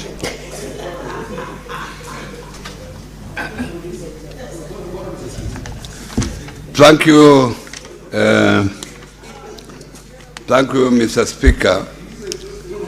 Mr. Speaker, Senator Siengo asked about how we are dealing with the small-scale traders in her region. Let me, Mr. Speaker, say here categorically that the interventions that I mentioned are countrywide. We do not segregate for a particular region. Organization of these groups, we sensitize them. We have officers all over the country who sensitize these groups, who are there to make sure that when these groups are together, they are registered under MSEA. That is the process we call formalization, and each sub-county has an officer from MSEA to ensure that those groups are put together, they are registered, and they are trained.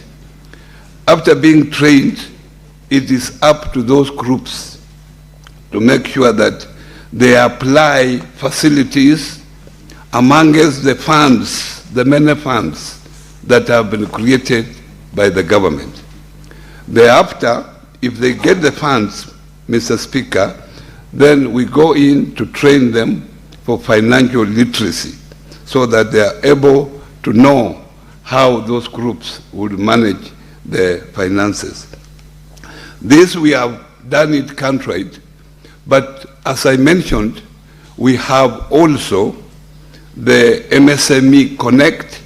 This is a forum where we involve, as a government, we involve private sectors.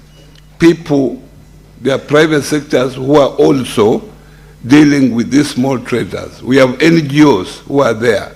So we are also putting them together so that we have a uniform way of dealing with these small traders in terms of encouraging them to come together, in terms of the curriculum when we are training them for financial literacy.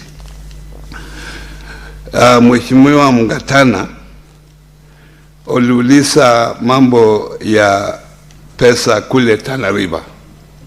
ni pesa ngapi ambao tumeisaidia Tana River.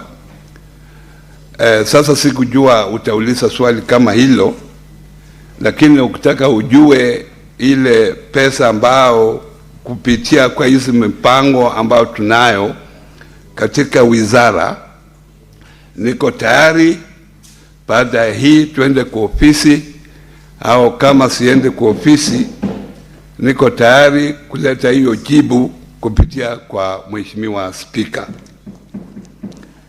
On the issue of Migori County, you talked of disaster. Disaster is a cross-cutting issue. It's very difficult to pin disaster on one particular ministry. And when we have disaster, mainly the Ministry of Internal Security plays a leading role. It is a multi-ministerial agencies come together to deal with disasters. So a portion that is applicable to my ministry, you are a portion and you see how to deal with it.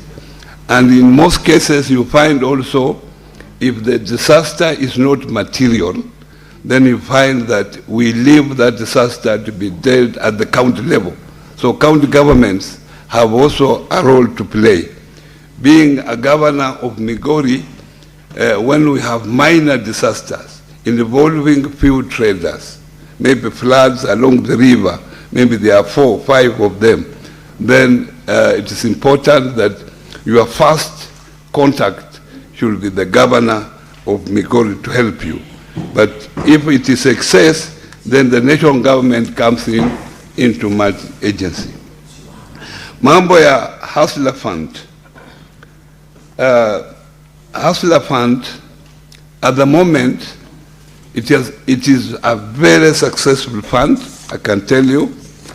Over 27 million Kenyans are now borrowing and repaying a Hustler Fund. The senator says that we give them a holiday,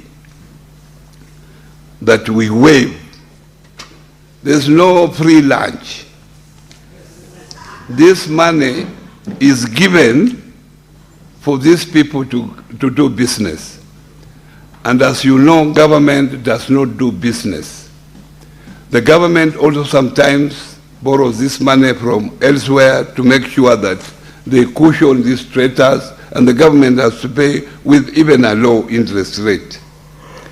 However, Uwezo Fund is interest-free. Uwezo Fund, where we encourage groups to come together, work together, we train them. Those particular funds are interest-free, and I will encourage you members of the Senate to be very close to your members, especially those women groups and youth groups, to help them, sensitize them on what the government can do for them, because being their representative, you have more information, you are more knowledgeable than them. Now, on the issue of the nominated senator from Bungoma, thank you, Senator, for attending my functions when I was there, where facts have been misrepresented. But I thank you for coming. Stabilization of prices is something that cannot be approached for one ministry. It is a whole government approach.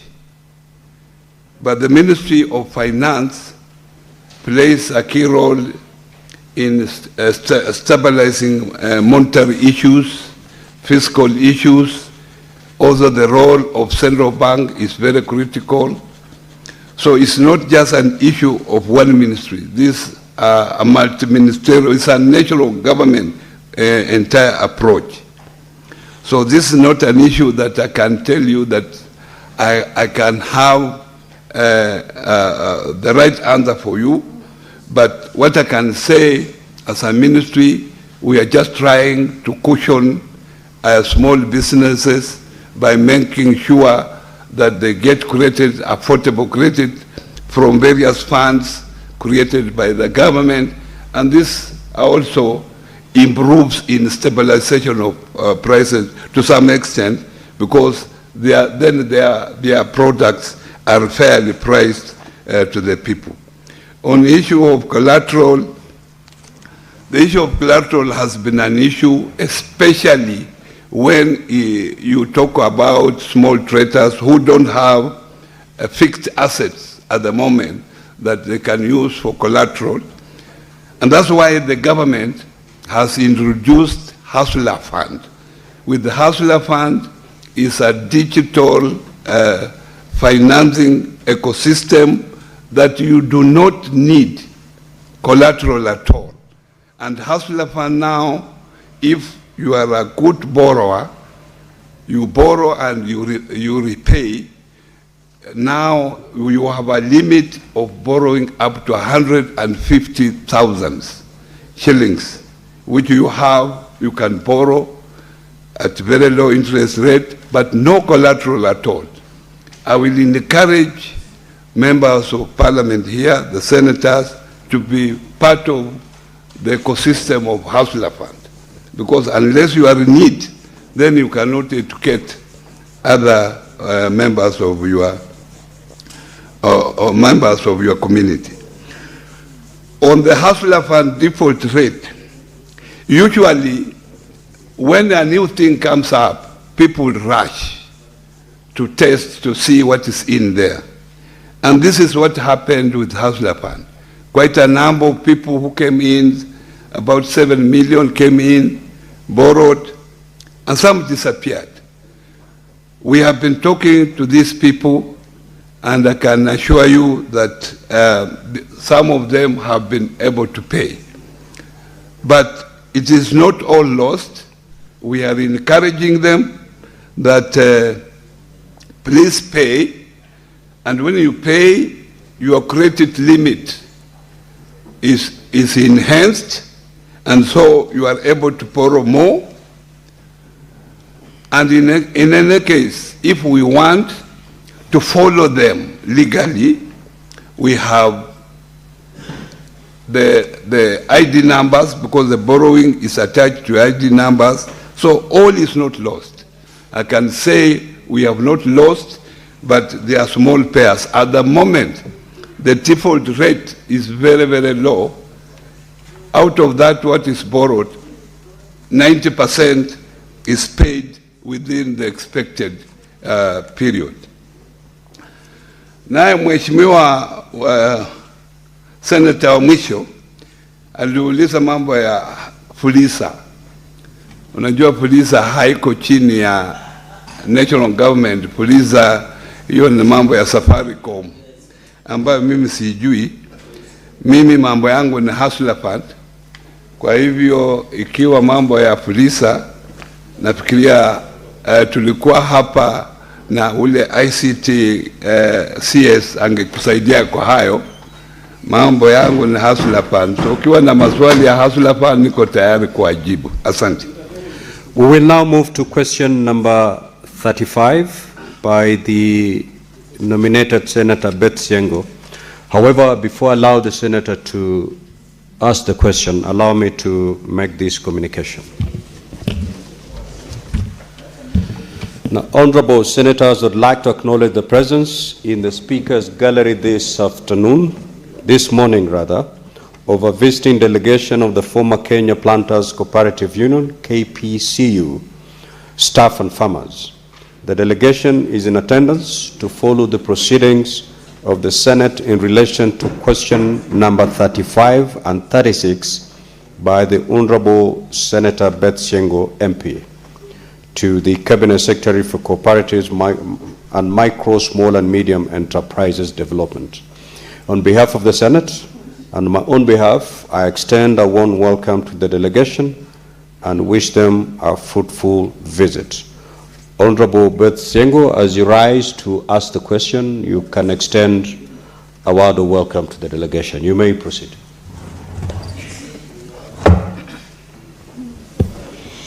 Thank you, Honorable Speaker, for giving me this opportunity. I take this chance to welcome the guests who are seated to follow the proceedings and the answer to the questions that I've raised, because they are directly affected by this. Honorable Speaker, I come from Eastern Kitui County, and these great citizens of Kenya, majority of them come from Central. This is a message to say that Kenya is one, and we need a united country. Feel welcome, follow the proceedings. I'm happy that you got time to be here. Thank you, Mr. Speaker. Now going to my two questions. Honorable CS, who is also my friend, I have this concern for Kenyans who have served in this country, and they have been following their dues, as my question goes. Honorable CS, when will the ministry ensure payment of outstanding terminal dues to the laid-off staff of the defunct Kenya Planters Cooperative Union, KPCU, numbering 402, who were separated from service between 2002 and 2010, and who are owed approximately 400 million. B, could the Cabinet Secretary state whether the ministry has comprehensive payment schedule for settlement of the said staff dues, indicating timelines, amounts payable, and beneficiaries, and whether the schedule provides for interest accruing from the date the payments fell due, including timelines for payment of such interest. Honorable Speaker, I don't know whether I'll leave it at that, because the following question is also mine. Are they related, so that the Honorable CS can take them at once? Okay, let him respond to that, then I'll ask the second. Honorable CS, you may proceed to respond. Thank you very much, Mr. Speaker. And Mr. Speaker, I also want to also acknowledge the presence of the delegation from Eastern on this particular important issue. It shows how this particular answer is important to them. Therefore, Honorable Speaker, I wish to respond to question number 35 by the Senator Petsienko, and my response is as follows. The ministry will settle the outstanding staff terminal dues amounting to Kenya shillings 528,691,304.81 under the COV Debt Waiver Program in the second quarter of the financial year 2026-2027. For B, the ministry has a comprehensive payment schedule for settlement of the said staff dues. At the time of receivership, the staff terminal dues stood at 528,691,304.81. This comprised of a former MD and deputy MD at 12,371,448.10. General staff dues 7,896,687.55. Statutory liabilities, 64,640,371, and staff creditors, 340,438,017 and 86 cents. And provision for court awards, legal costs and interest on staff dues of 103,344,584 and 66 cents. The outstanding staff terminal dues shall be paid under the coffee debt waiver program in the second quarter of financial year 2026-2027. And Mr. Speaker, I want to add and apologize that these payments have been outstanding for long, and I know the affected employees have really suffered. But I want to make a commitment here that we shall make sure that these payments are made as stated in my statement. Very well, Honorable CS. Senator Beth Sengo, do you have any supplementary question? Thank you, Honorable Speaker. I really appreciate the CS for his response.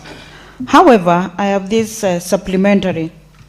Some of the staffs have passed on, others who are sick are unable to access medical care, and other expenses such as food, shelter, and school fees. The ministry has been promising, as you have already indicated, Bwana CS, that you are going to pay. What guarantee is there that this matter will be concluded? Bwana CS? No, that's my formula. Honorable CS, respond to the supplementary question. The prime supplementary question. Yeah, thank you, Mr. Speaker. Mr. Speaker, I want to promise here that already this payment has been approved by the cabinet, and already it is going to be allocated in the coming financial year. The debt waiver was audited and established at 6.8 billion Kenya shillings. Out of that, Mr. Speaker, already the ministry has been given 2 billion Kenya shillings, and we are expecting 4.8 billion shillings, of which we have prioritized payment of this staff dues. And these matters arose because there was a receivership. And when there is a receivership, sometimes our hands are tied. We have to operate within the receivership regulation and laws, and that's why it has taken quite a bit to pay this particular staff. But let me guarantee you, Madam Siengo, that this amount will be paid as stated. Because this was a commitment by His Excellency the President when he promised to waive coffee debts, and these staff were lucky that part of the receivership amounts that were outstanding from the old KPCU amounting to 1.4 billion was included in that particular amount.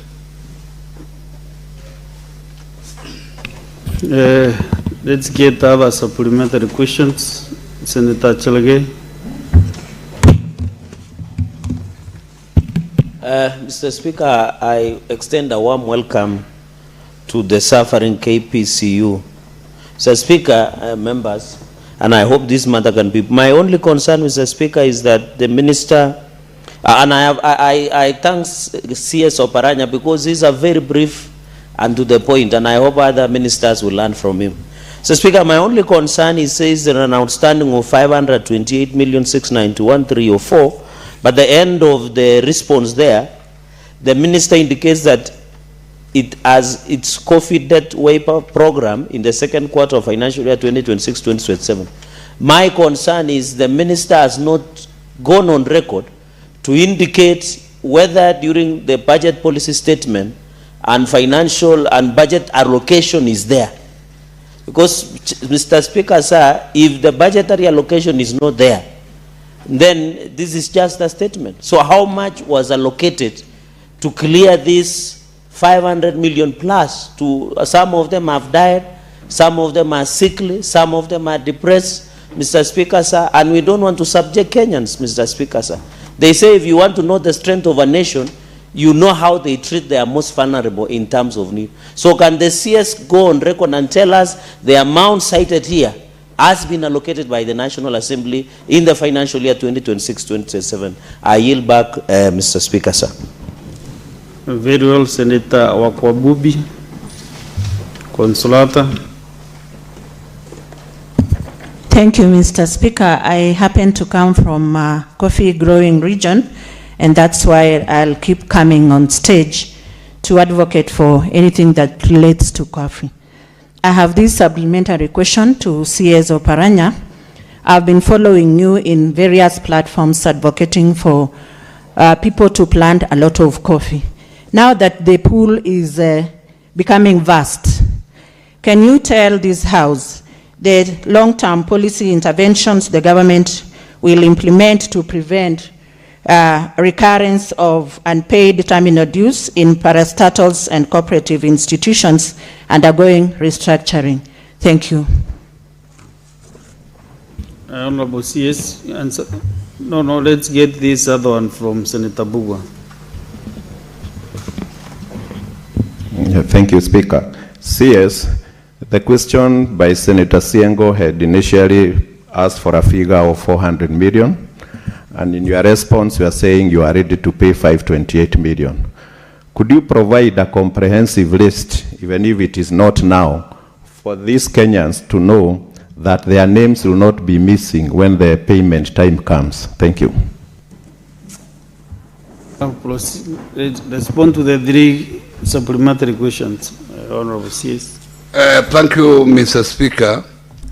On the first question, let me assure this House that, as mentioned earlier, the total figure that His Excellency the President committed himself to pay as coffee debts, of which 1.4 is included under the receivership of the old KPCU, 2 billion was already dispersed to the ministry by the Treasury this financial year. But the 2 billion went to pay for those coffee farmers who had borrowed from commercial banks because they were under stress to be auctioned. And that's why we gave those particular debts a priority when we use the 2 billion Kenya shillings. I want to assure this House, Mr. Speaker, that the coming financial year, we have already agreed with the necessary agencies that 2 billion will again be allocated to us the next financial year, 2026-2027, and I want to assure this House that the people, this staff have suffered enough, and they are going to get the first priority to be paid out of the 2 billion Kenya shillings. They will be the first one to be paid. And if they are not paid out of the 2 billion, I'm ready to be summoned here to be clearly here why I lied to this House.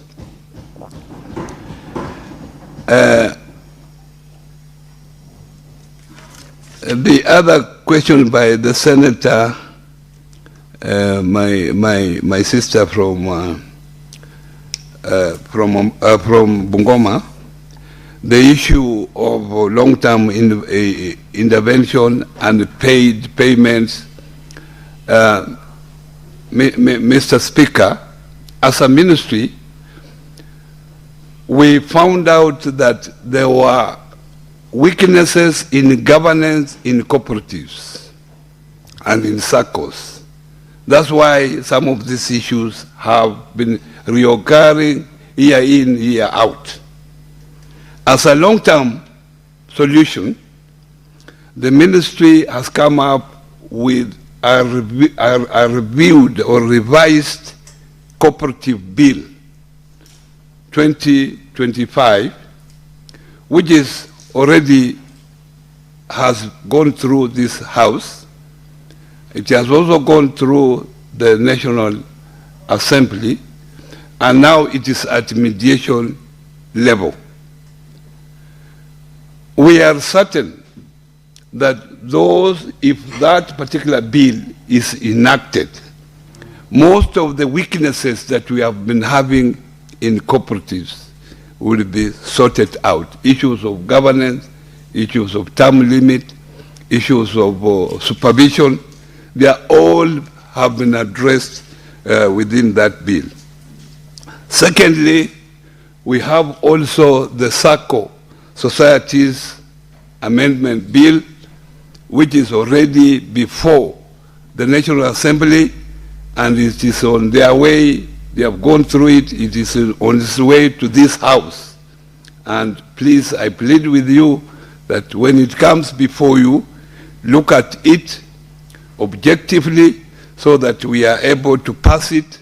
And if the two bills, the mother bill and the SACCO bill, both of them pass, they will be able to resolve some of these issues. There will be non-payment because it may decade against such issues. I think those are the three questions. This one from Senator Chalgi. The last one is the list of beneficiaries. I never carried. I have the list, and it can be availed. I have my colleague here who is supporting me from new KPCU. I want to direct him to provide that list of beneficiaries so that, Mr. Speaker, it can be forwarded to your office for the consumption of the member of Parliament. Senator Chalgi, what is your point of clarification? Mr. Speaker, you know, I only want one commitment from the CS on budgetary allocation. He is saying there is 2 billion Kenya shillings, but he has not committed that out of 2 billion Kenya shillings, the amount of 500 plus million that should be allocated to declare these employees of KPCU, he has not met that commitment that in their allocation. What he said, and I saw the former employees nodding and they were happy, is that he gave his commitment to clear the pending bill of the former employees first. First priority is to clear them. Mr. Speaker, I don't know whether my English and yours are the same and the English. No, Mr. Speaker, you know, I went to the great school of Kapsawet boys, where it has produced 2 or 3 presidents of this country, including the current one.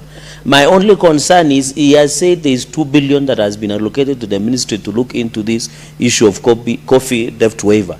My only concern is he willing, as per the priority and schedule list of the beneficiaries of former employees, including, and Senator Siengo has put it correctly, including the estate of the deceased and the sickly who cannot access those funds, including the administrators, so that any person who has passed on, the administrators or their beneficiaries can be able to benefit from the payout.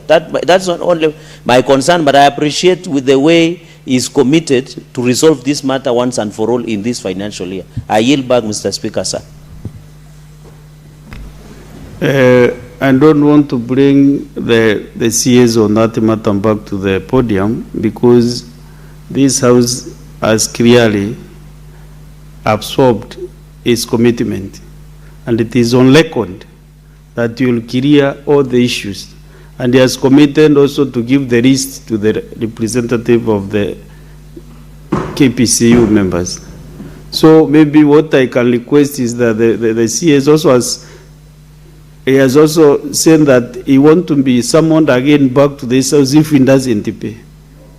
So his commitment, and I know where he comes from, I know he is really committed, because my culture and his culture is almost the same. So when a man says, I commit, you take that as a gospel truth. And also the PS is aware, if we say yes, it is yes. A no is a no. So let's go to the next question, kindly. Thank you, Mr. Speaker. Sir, question 036. Could the Cabinet Secretary explain when the ministry plans to pay outstanding proceeds due to coffee farmers for coffee sold through the defunct Kenya Planters Cooperative Union, KPU, in the coffee pool year 2008-2009, amounting to approximately 60 million? B, could the Cabinet Secretary further explain whether the ministry has a payment schedule for the affected farmers indicating timelines, amounts payable and beneficiaries, and whether the schedule provides for interest accrued from the date that proceeds fell due, including timelines for payment of such interest? Thank you. Bwana CS will respond. Yeah, Mr. Speaker, let me on the onset say that such issues of delayed payment will never happen again.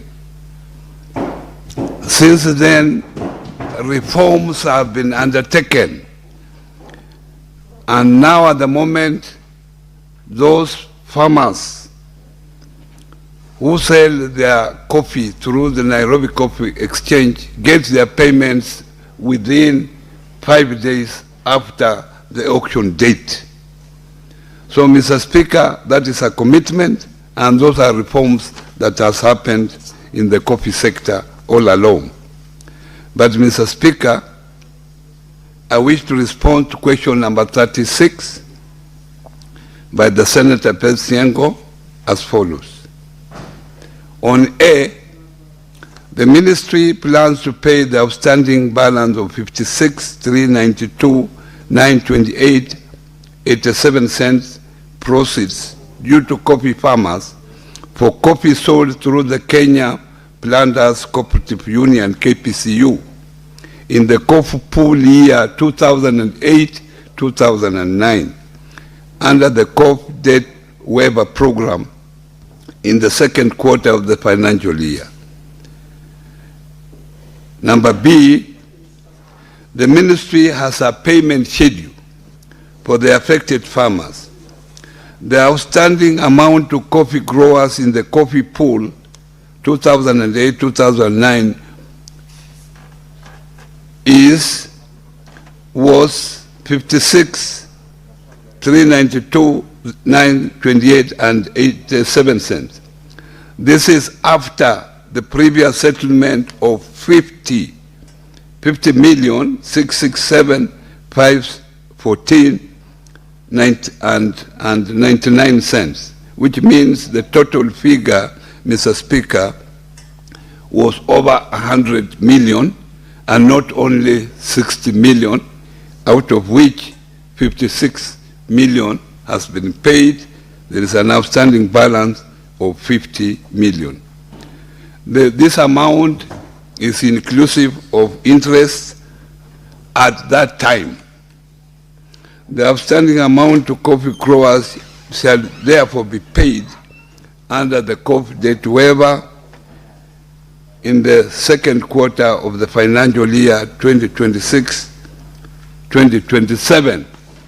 I want to categorically state here that this question has similarity with the previous question, because this amount is part of the 1.4 billion owed to staff and various suppliers of the old KPCU, which has been included in the coffee debt waiver program for the second quarter of 2026-2027, and I want to confirm that this amount has already been proposed for allocation in the budget of 2025, 2027 financial year. Senator Beth Siengo, if you have any supplementary question, again. Thank you. I think the clarity was on the year, the budgetary allocation, because he has mentioned two. So kindly, I would only request for that clarity. Which financial year? Any other supplementary questions, Senator Chalagay? Sir Speaker, just further clarification on this payout to under KPCU and proceeds to coffee farmers. Waziri, if it is not of travel too much, there was a small matter also that happened with the old KCC and new KCC. So I really wanted to find out from other sectors apart from coffee. There was one, the non-payment of former KCC workers and payment to KCC, all KCC to farmers, if there is any other sector that needs to be paid, and whether the ministry has allocated. If you can provide now the response, or through the Speaker in the course of a few days, I'll be very grateful. I yield back, Mr. Speaker, sir. I'm interested with the KPCU issues first. Senator Mandago. Thank you very much, Honorable Speaker. Honorable Speaker, what I want is a confirmation from the Cabinet Secretary. The Cabinet Secretary says there is a proposal in the budget of 2026-27 financial year. Did the proposal from the ministry originate from the ministry, and as that specific figure as a priority for the ministry, Honorable Speaker, and whether there is any evidence to show that is actually in the proposal? When you look at this matter, it's a matter of 2008, we are now in 2026. Even the very farmers we are trying to pay, some of them, I don't know how they are going to receive that due, but probably when we offer offerings in the church, they will celebrate in heaven. So the few are still alive. They should be paid as soon as possible. So we want a confirmation and evidence that is actually in the budget. And it is upon the ministry to make sure that that allocation remains in the budget, and whether it is a priority in the budget. Senator Mandago, unfortunately, you know, you have just come, but we really canvassed that matter.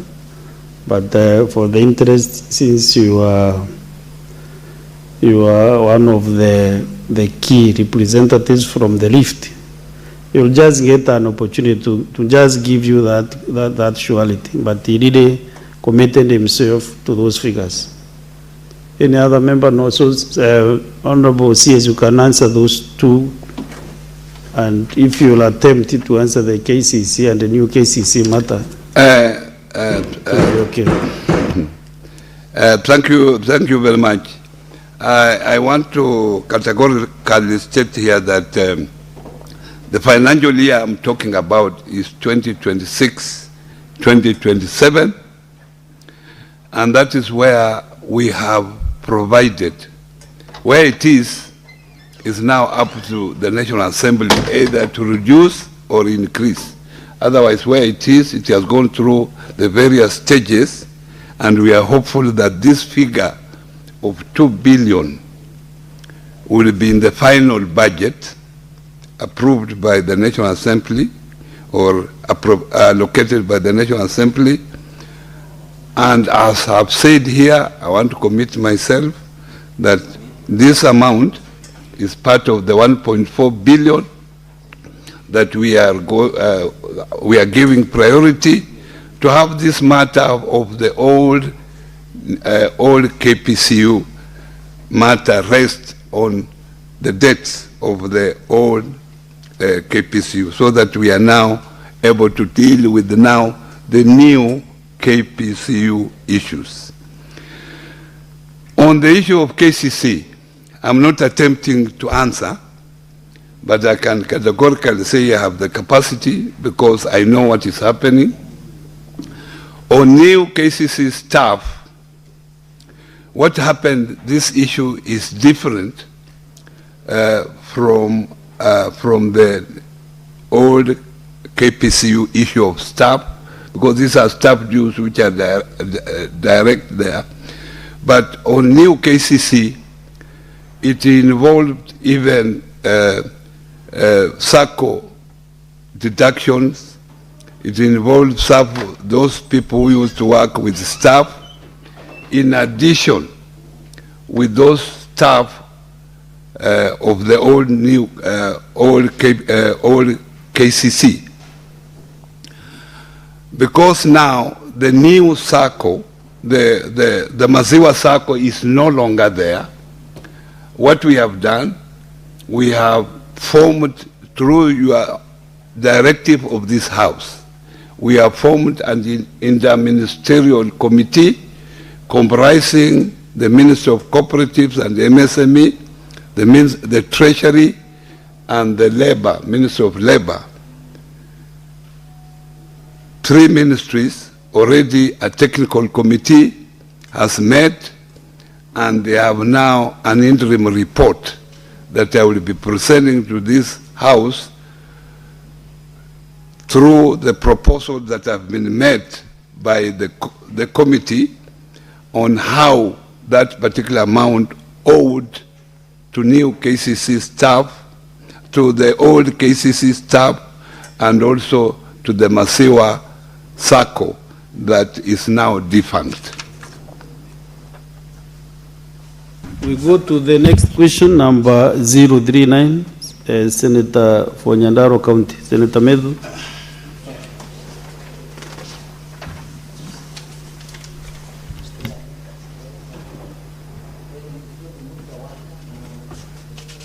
Okay, Senator Mohamed, in fact, you can ask on his behalf. Yes, Your Honor, I was authorized by Senator Methu to ask this question on his behalf. Mr. Speaker, sir, could the Cabinet Secretary provide a justification? Sorry, question number 039, being asked by the Senator for Nyandarua County, Senator John Methu. Could the Cabinet Secretary provide justification for the suspension of SACCO societies registration in the country, and state whether public participation was conducted before the decision was taken? Number B,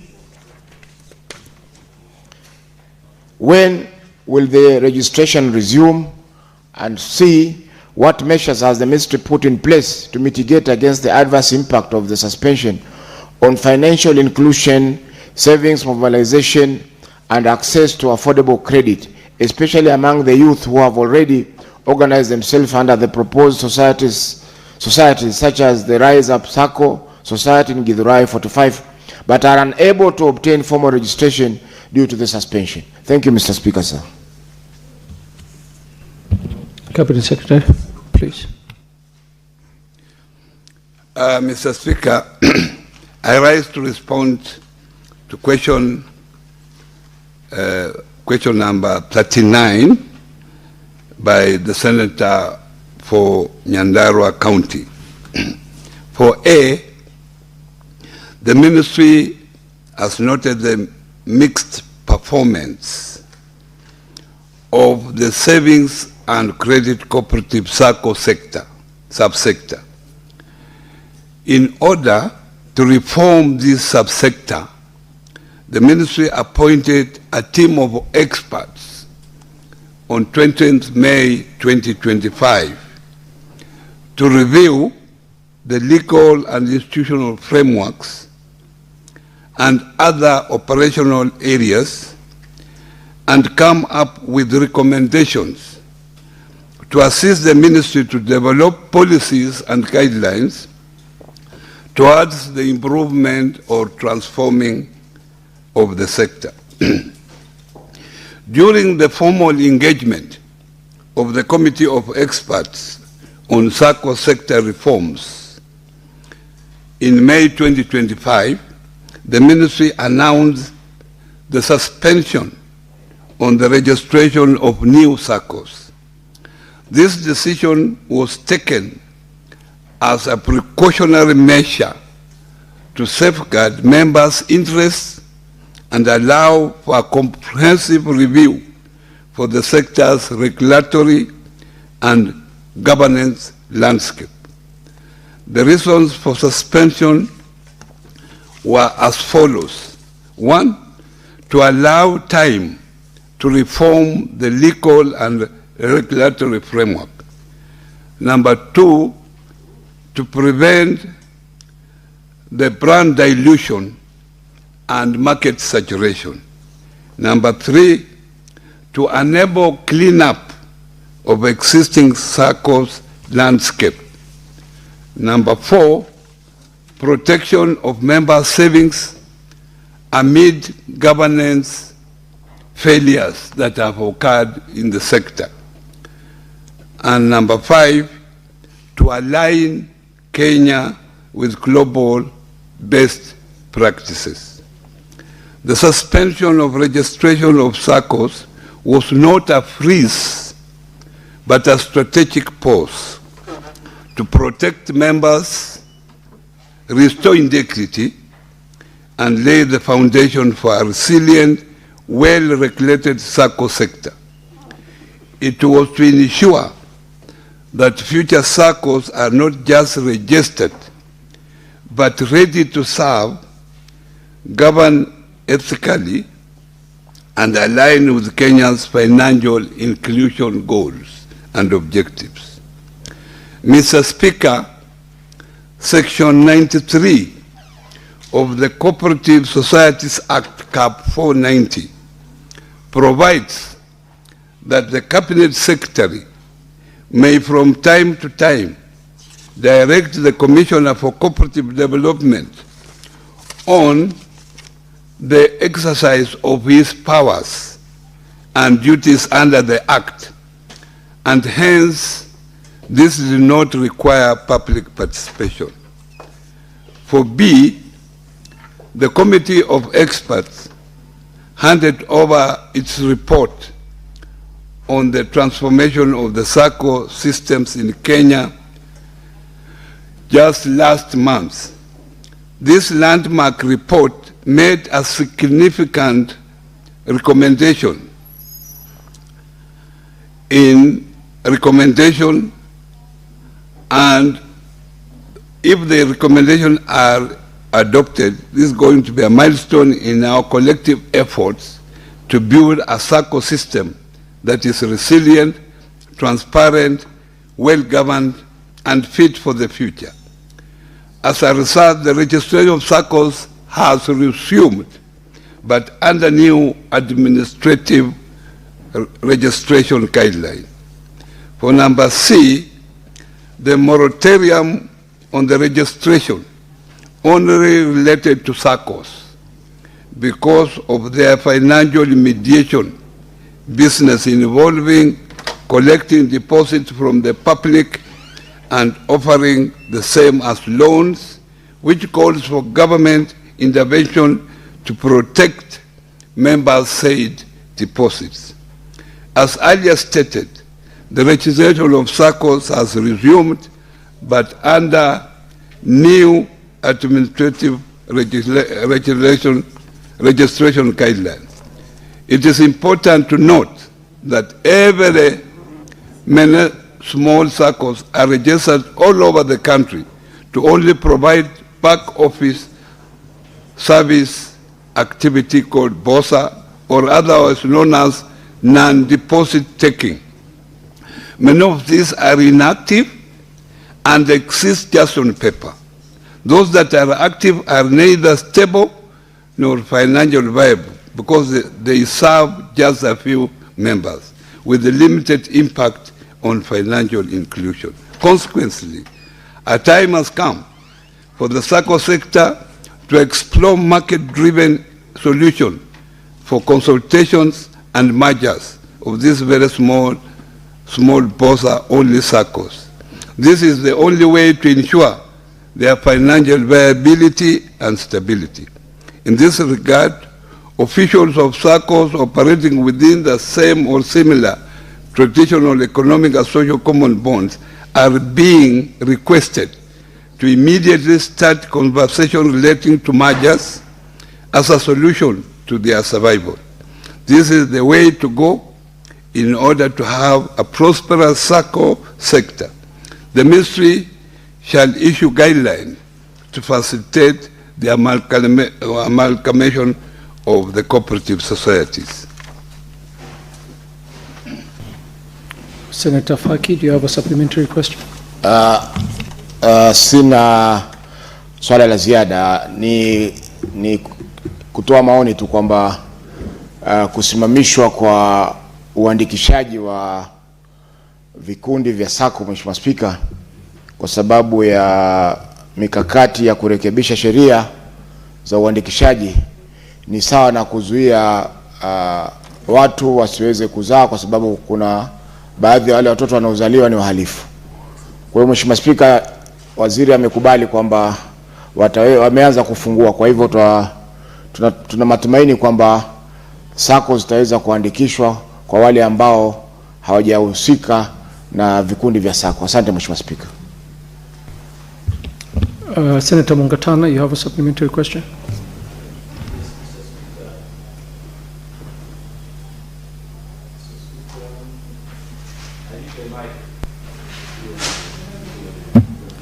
Thank you, Mr. Speaker. Mr. Speaker, SACCOs are very, very famous as instruments of doing business in the matatu industries. And people are investing in this in this business every single day. Many people, because it's a necessity for many Kenyans who go to work and back home, and others who go to further up country.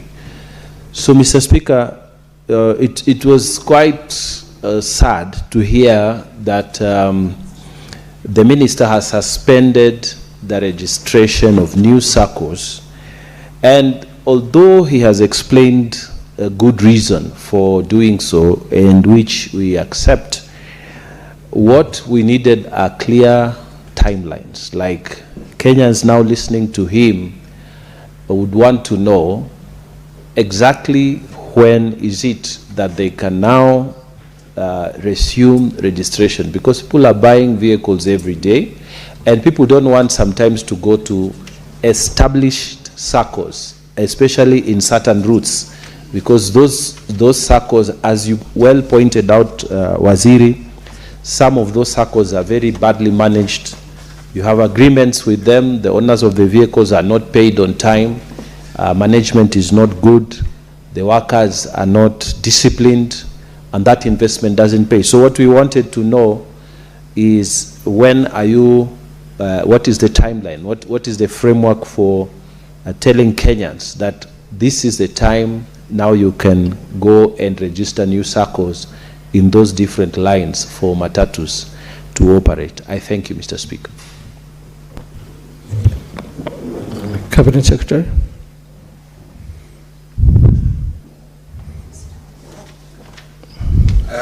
Thank you very much. Lile swali la kwanza, wakati niliingia kwa ofisi, wale ambao wanaendelea kusikiza mambo ya SACCOs katika nchi hii, mnakumbuka ya kwamba wakati huo tulikuwa na lile shirika la Cusco, ambao pesa mingi za wananchi zilipotea, karibu bilioni 13. Wakati huo pia tulikuwa na shirika la Metropolitan kule Kiambu, ambako bilioni 70, bilioni 7 wananchi zilipotea. Kwa hivyo nikiwa waziri singeweza kukaa tu na kuangalia pesa za wananchi zinapotea. Ndio kwa sababu tuliwaamua kama wizara tuangalie ni nini suluhisho la ambalo linaweza kusaidia pesa za wananchi zikiwa kwa sako siwe zinaangaliwa vizuri. Ndio nikaja na hiyo kamati ya expert ambayo imeleta recommendation nzuri. Pili, tulisema tuko na kwa register ya SACCOS katika nchi hii tuko na SACCOS 14,000, 14,000. Na ukiangalia zile ambazo zinaleta returns ni chache sana. Kwa hivyo niliamuru commissioner wa cooperative aandike barua kwa hizi SACCO zote silete returns. Kwa hizo 14,000 karibu 2,000 peke yake ndio zimeleta returns. Ni kuonyesha ya kwamba zingine ziko tu kwa majina lakini asifanyi kazi yoyote. Na zikiwa hivyo tuko na wananchi wengine walakai ambao wanatumia zile inactive SACCOS kuchukua pesa kutoka kwa wananchi. So ile kondia ambao mimi nimechukua ni kuona ya kwamba pesa za wananchi ambazo ziko kwa SACCOS zinatunzwa vizuri. On the issue of issue raised by Mheshimiwa Mungatana on registration of SACCOS on the timeline, I've said already that now we have new guidelines. And the new guidelines are very clear. For anybody who wants to register, there are now new guidelines. One, you must show that you have their specific promoters. Who are the promoters of this SACCO? Is there a bank account? And if the bank account is there... Cabinet Secretary, there is an intervention from Senator Mandago who wants to seek a clarification on an initial answer. Yes. Mheshimiwa Speaker, mimi nasimama kuuliza kulingana na kanuni za kudumu za bunge. Ukianza kujibu swali kwa kutumia lugha moja, unafaa kutumia lugha hiyo mpaka ukamilisha. Waziri ameanza kwa kujibu swali kutumia Kiswahili. Je, ni sawa akifika pale katikati aende kwenye Kiingereza ili hali wananchi wakulima walikuwa nafuatilia kwa Kiswahili? Senator Mandago, nitakujibu mwenyewe hiyo swali. Swali alikuwa anajibu ni ya Senator Mohamed Faki na aliuliza kwa Kiswahili. Ndo akaamua kumjibu kwa Kiswahili. Senator Mungatana aliuliza kwa Kiingereza. Ndo anamjibu kwa Kiingereza kwa vile anafuata kanuni ya bunge. Na lazima ukumbuke waziri alikuwa mbunge. Thank you for protecting me. And Mr. Mandako is taking me as a layman. He knows my experience in this house. I think he was just pulling my leg. Yeah. And Mr. Speaker, thank you for protecting me. I've said now, for those who want to register a SACCO, they must have promoters, they must have a bank account, and that bank account must at least have 10 million Kenya shillings. To show some viability, they must be proper bylaws, and they must complete application forms and take to the relevant director of cooperatives at the county level, who will countersign before it is forwarded to Commissioner of Cooperative for consideration, and they must also attach a cash flow for the next 3 years to show that this is a viable SACCO. These are some of the conditions that we have put in place to make sure that we have serious institutions that will be taking care of the interests of the members. And lastly, Mr. Speaker, I want to commit myself that those circles now can be able to register, having fulfilled the conditions that are pointed here, are able to register immediately, so long as they satisfy those conditions. We'll take 2 supplementary questions from Senator Kamar, and then followed by Senator Murango. Thank you, Mr. Speaker, for the opportunity. First, I want to thank the Minister for the questions that he has given from earlier in the day, and the assurance that he continues to give this House that he is ready even to come back. Mr. Speaker, I want to assure this House that Moi University Circle has been revived, courtesy the Minister's promise to this House, and we really want to thank him for that. In fact, the registration certificate is out already. I just want to ask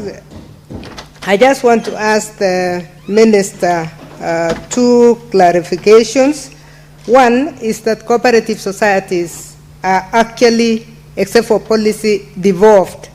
And if they are devolved, what role did the county governments play in this new, did they have their own? Because public participation really, from the questioner, is not for us or for anybody else, but for county governments to participate because of the way county governments do their things, that they must have public participation. Were they involved in any way, or are they being inducted at all? Are they aware already as CECs of cooperatives or chief officers of cooperatives, so that we don't go for the same mistakes? Number 2 clarification is 2,000 out of 14,000 having responded is a very low figure, as you have said, Waziri, but I'm wondering, what are you doing with the balance? Are you writing letters to them, warning letters, or what is it that's going to happen to make them respond? Because they are still there on the ground. Are we going to have a session for them to come back, or are they going to re-register? Thank you.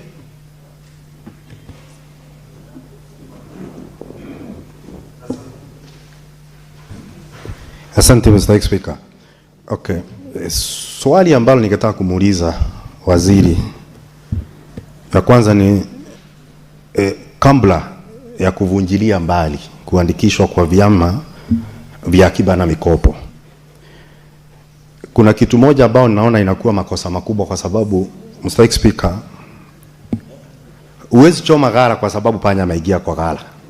Kuna wale wahusika wakubwa, najua wako hata Kirinyaga, ambao bado tunangojea majibu, kama Mwitevia Rural Sacco ambao walipotea na pesa za umma, Roma Cooperative ambao walipotea na pesa ya umma.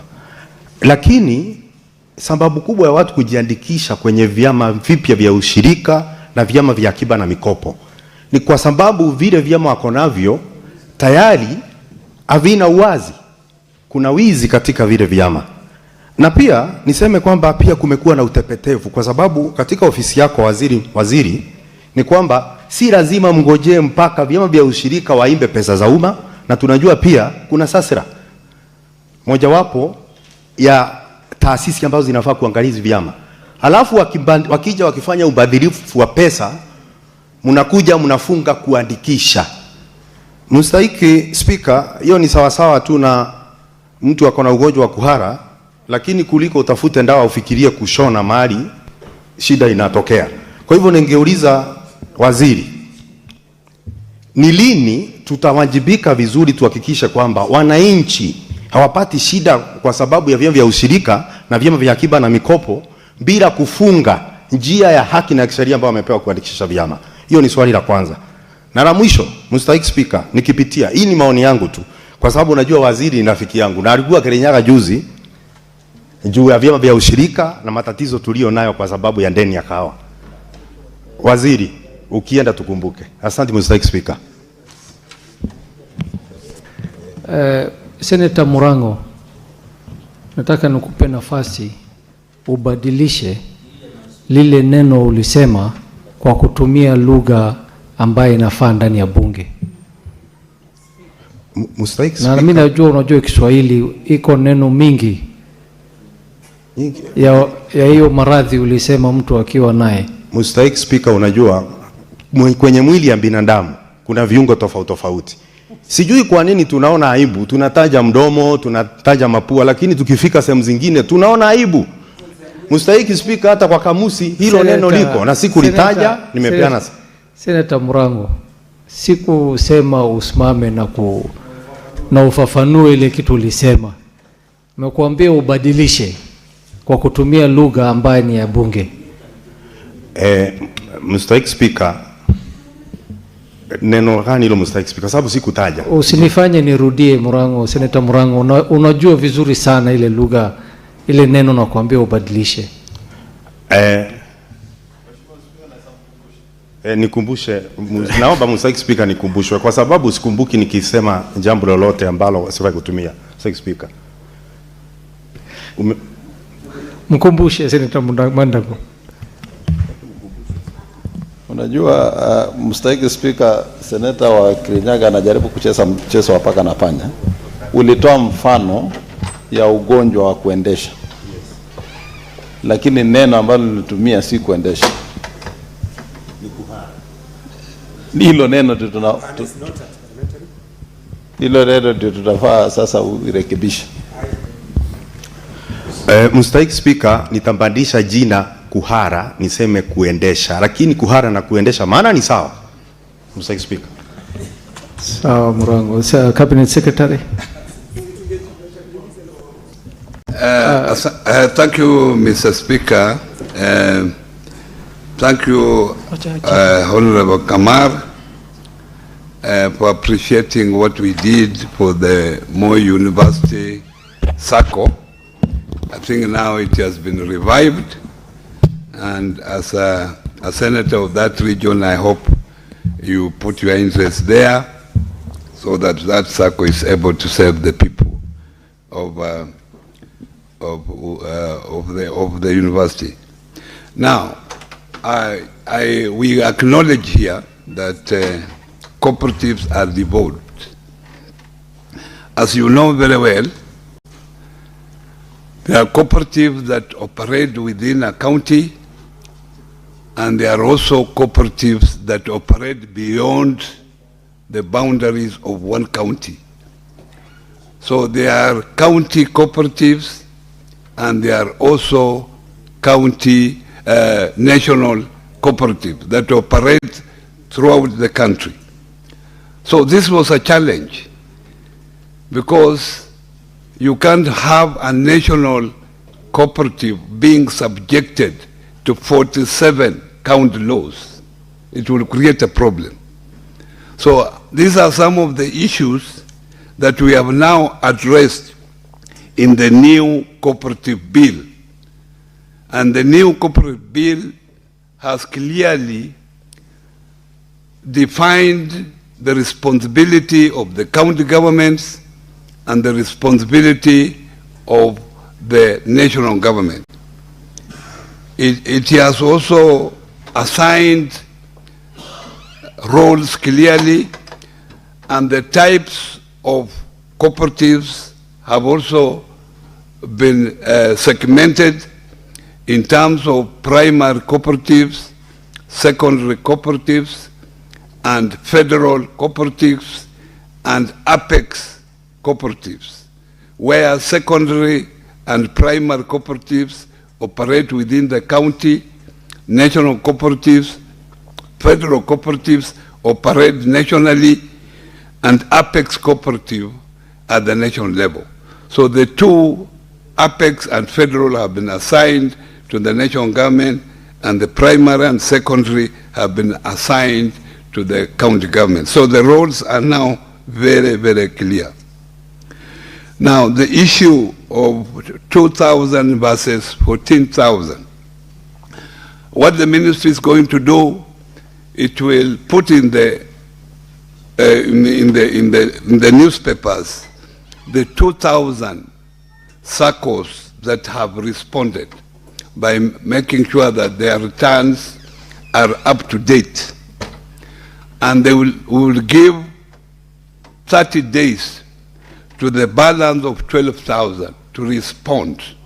If they don't respond in 30 days, we'll assume they are either inactive or they are not there, they are not operating, and therefore they will be clearly deregistered, and will therefore conduct the Association of Bankers to make sure that if any of those ones are holding bank accounts elsewhere in any of the banks, then those bank accounts should be closed so that they are not misused in future to defraud innocent people their hard-won wealth.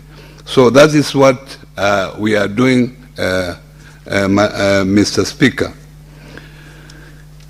Mambo ya wizi wa pesa katika SACCOS. Hapa awali nilisema ya kwamba wakati niliingia wizara tulikuwa na mambo mengi ambayo ilikuwa inaendelea kwa mambo ya Cusco, kwa mambo ya Metropolitan, mambo pesa mingi zilipotea kule Cusco bilioni 12, kule Metropolitan bilioni 7. Ni mpaka lazima tuwe na njia ya kuona ya kwamba wananchi wakiweka pesa zao katika sako, hizi pesa zinatumika vile inatakikana. Ndio kwa sababu tulionelea, kwa sababu pesa ziliendelea kupotea na tulikuwa na complaints nyingi, mabarua nyingi kutoka kwa sekta fulani, ndio tukaamua wacha tuangalie, tustopishe, tulete kamati ambayo itaangalia experts. Nikapata hao wataalam wa kuangalia hata mambo, nilipata hata wawili kutoka kule ng'ambo wasaidie sisi hapa, na pata Wakenya wako ambao wamesomea haya mambo. Nikawaweka hapa watu 5 kuangalia haya mambo, na sasa hivi wameleta report ambayo itasaidia sekta hiyo. Ndio kwa sababu tulisimamisha, na hapa awali nimesema tayari tumeanzisha usajili wa wale ambao watakuwa wanafuata zile ambazo zinatakikana, na nina hakika ile SACCO amendment ikija hapa, itakuja hapa, iko katika National Assembly, ikifika hapa muiangalie kwa makini, kwa sababu tunataka tulinde mali ya wananchi. Ni hiyo ndio kazi ya wizara. SASRA ilikuwa na mamlaka ya SASRA ilikuwa limited, yani SASRA ilikuwa iangalie wale SACCOS ambao wana mali ya milioni 100 kwenda mbele. Ile recommendation ambayo imekuja sasa imesema shilingi ikiwa kwa banki na shilingi ambayo kwa cooperative siko sawa. Kwa hivyo mamlaka ya SASRA sasa imepanuliwa ili iangalie cooperative zote, hakuna iangalie ile ya 100 peke yake na iwache hizi zingine, kwa sababu shilingi ni shilingi, hata ikiwa kwa cooperative kubwa, ikiwa kwa SACCO kubwa, ikiwa kwa SACCO ndoko, shilingi ni shilingi. Asanteni, Mr. Speaker. Thank you, Cabinet Secretary. We'll take the last batch of questions, starting with Senator Kinyo. Thank you, Mr. Speaker. The Cabinet Secretary has indicated that over 10,000 SACCOs risk being deregistered. Mr. Speaker, that one will lead to less competition, which will consequently bring about higher interest rate on the loans, but low interest rate on the savings of members. What is the Cabinet Secretary going to do to caution the good Kenyans? Thank you, Mr. Speaker. Thank you. Next question by Senator Newton. Thank you, Mr. Speaker. I refer to the answer by the CS for part A of the question, where he says that as a justification for suspension of SACCO registration, Mr. Speaker, that under 2, it was prevention of broad dilution and market saturation, where he continues to say that there was a proliferation of under-resourced and poorly managed entities. My concern, Mr. Speaker, is that if we know SACCOs that started, very humbly, like Equity Bank started at a very small SACCO. So if we make it a condition that it has to be over-resourced, because he talks about under-resourced SACCOs, then we will risk having, investors with humble beginnings from being registered and therefore kill their dreams, Mr. Speaker. And finally, Mr. Speaker, any SACCOs that have been closed and have actually sunk members' savings, like some 2 of them in Kirinyaga, Muitaidia SACCO and Roma SACCO, Cooperative SACCO. Exactly what is the guarantee that the CS is giving that members who had saved with these SACCOs will receive their funds, and are you taking legal action against such offenders? Because to seek people's money is an offense. Thank you, Mr. Speaker. Senator Mandago. Thank you very much, Honorable Speaker. I would like to ask the Cabinet Secretary, now that there's a report of the task force that was looking at the legal framework and the reforms in the SACCO sector, Honorable Speaker, have they sensitized the cooperatives on the new legal framework as the stakeholders in that sector, Honorable Speaker, of the report? The last question by Senator Gerard Gay. Thank you, Mr. Speaker. Sir, just my supplementary question on the issue of suspension of registration of cooperative by the Minister. I wanted to get further clarity that he stated Section 93 and the powers of the Minister, and Section 93 and 93A of Cooperative Society Act 490. Looking at the powers of the Minister, one of them does not involve power to order suspension of cooperative society. So my only supplementary on registration of SACCOs, my only supplementary is, where did the Cabinet Minister get the legal powers or President to order suspension and registration? Because looking at other powers of even the Commissioner and powers of the Minister, maybe you can clarify that. I yield back, Mr. Speaker, sir. Senator Gerard Gay, maybe just to put us all on the same page, what are the powers given to the Cabinet Secretary? Okay, thank you, Mr. Speaker. Looking at Section 93, it says of Cooperative Act 490, the Minister may at any time or any other direct the Commissioners to exercise of his powers and duties under this Act. Section 93A, other powers of the Commissioner, without prejudice to any other powers under this Act, the Commissioner may call for elections in any cooperative society, A. B, attend meetings of a cooperative society and require every society to send him at a proper time notice and agenda of every meeting and all minutes and communications in respect thereof. C, require the societies update their bylaws. And D, finally, exercise such other powers consistent with this Act as may be prescribed. So of all this power of the Minister and Commissioner, there is nowhere that he has the power and authority to, legally under this Act, to order suspension or cancellation or removal of the SACCOs. Senator, maybe you can clarify. Senator Gerard Gay, CAP 490, as described with the Cabinet Secretary. Can you refer to that? CAP 490. Yes, it talks about the power of the Minister. That is the Cooperative Societies Act, and if the new cooperative, he keeps referring to the new cooperative, unless and until the new Cooperative Act bill is signed into, then we can now refer to that. So I needed that clarity, because the bill is yet to be ascended by the President. It is in mediation, and I thank the Minister, who is a seasoned politician, a former member of Parliament, a Cabinet Minister, a political party luminary. I wanted to find, is it hard for him to tell us which power is it using. Is it the power on the bill or the act itself? That is my only clarity, Mr. Speaker. Yes, in fact, Senator Murango, who opens the doors for the people of Kirinyaga, is the one leading the mediation. Thank you, Senator. Cabinet Secretary, you may respond. Yeah. Thank you very much, Mr. Speaker.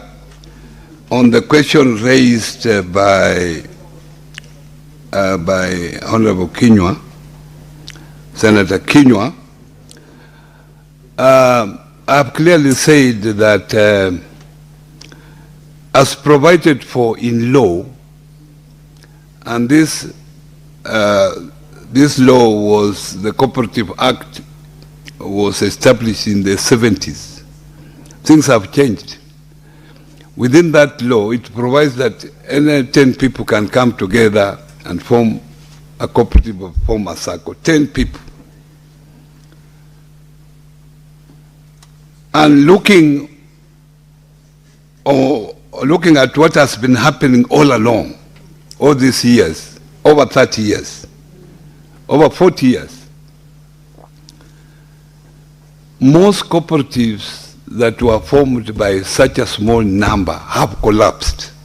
That is the experience. So we are talking from evidence. Even if the law provides for 10 at the moment, but we are saying now things have changed, 10 is not viable.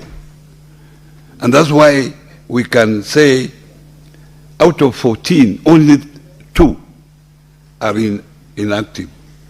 active.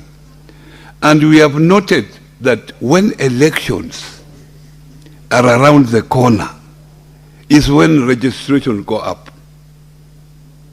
During that time, there is also a race being conducted for SACCOs. The time you hear of a rambe, because a SACCO should be a self-sustaining institution. The time you hear of a rambe, know that that SACCO will never survive after the election.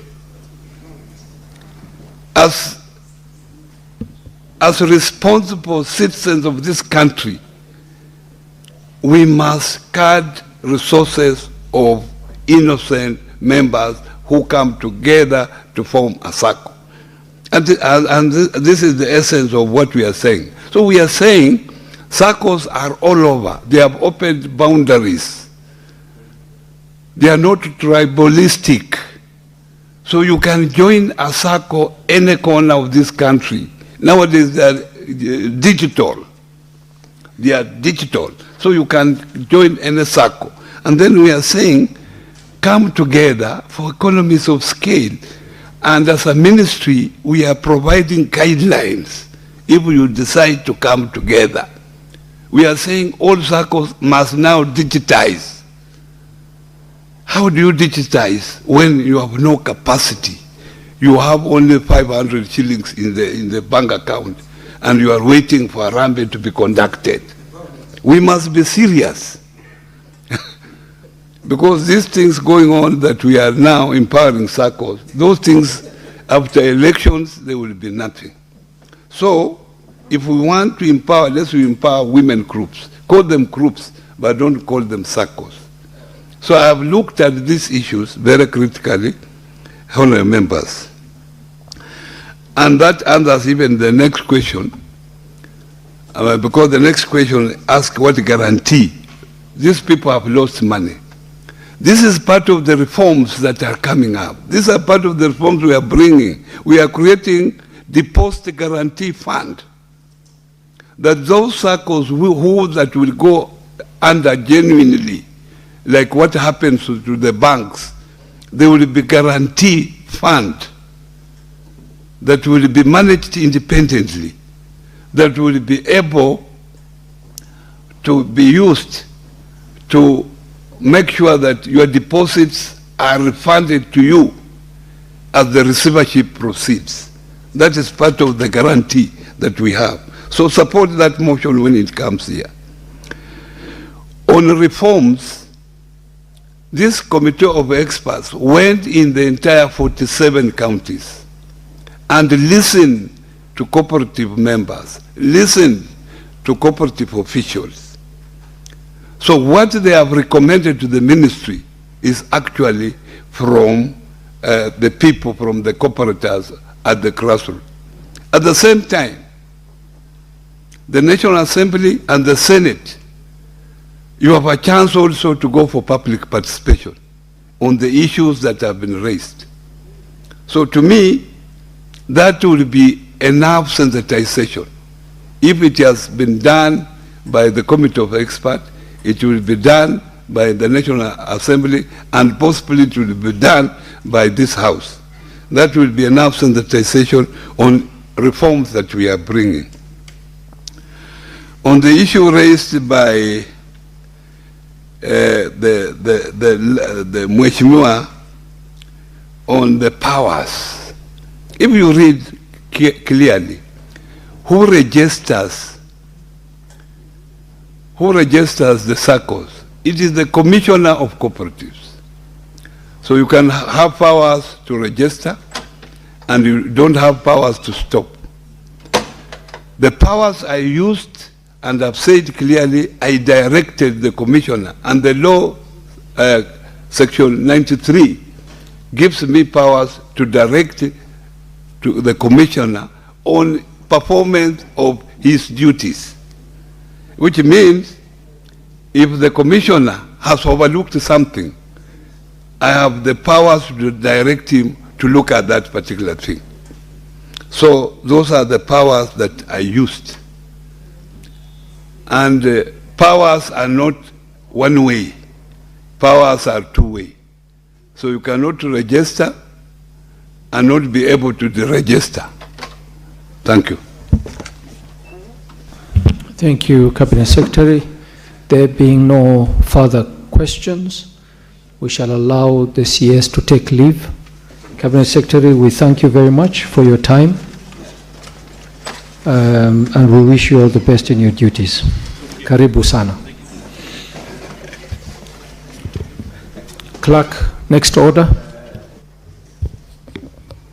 Order number 8, motion, reports of the Kenya delegation to the sittings of the Pan-African Parliament committees and other Pan-African Parliament organs held at Gallagher Convention Center, Midrand, South Africa on 13th September 2024 and 20th September 2024. Senator Mungatana.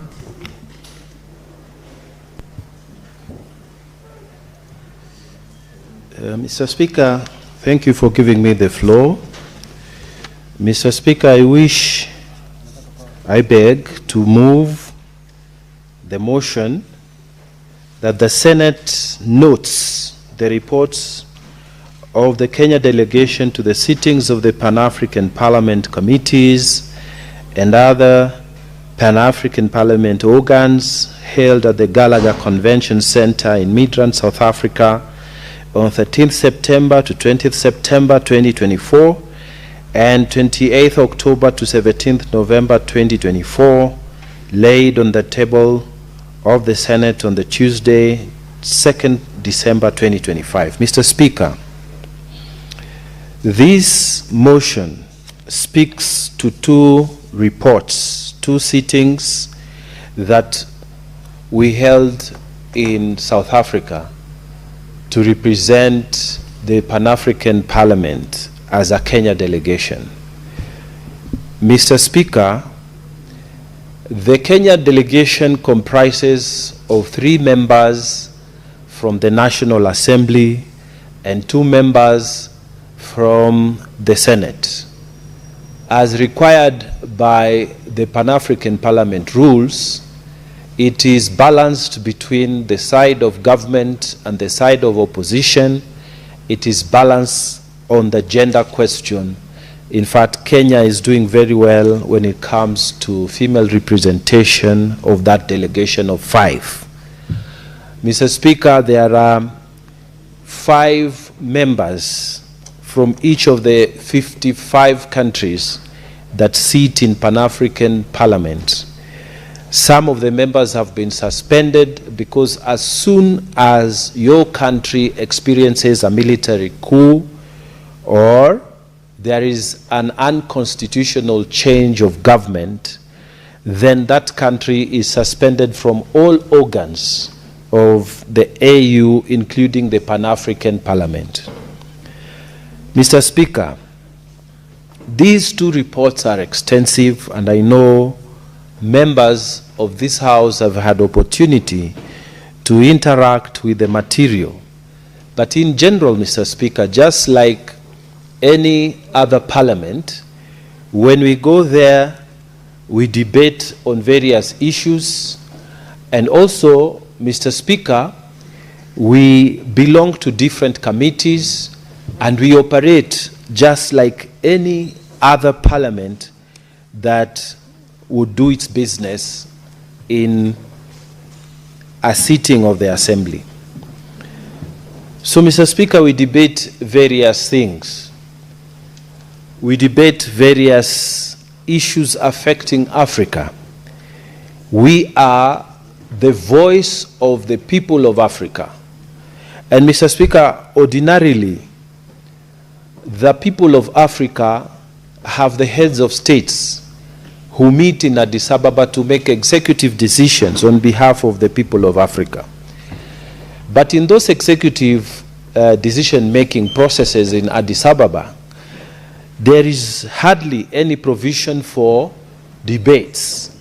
But Mr. Speaker, when we come to Johannesburg in Midrand, where the African Parliament is located, we debate and pass motions, pass legislation that is supposed to help Africa move forward.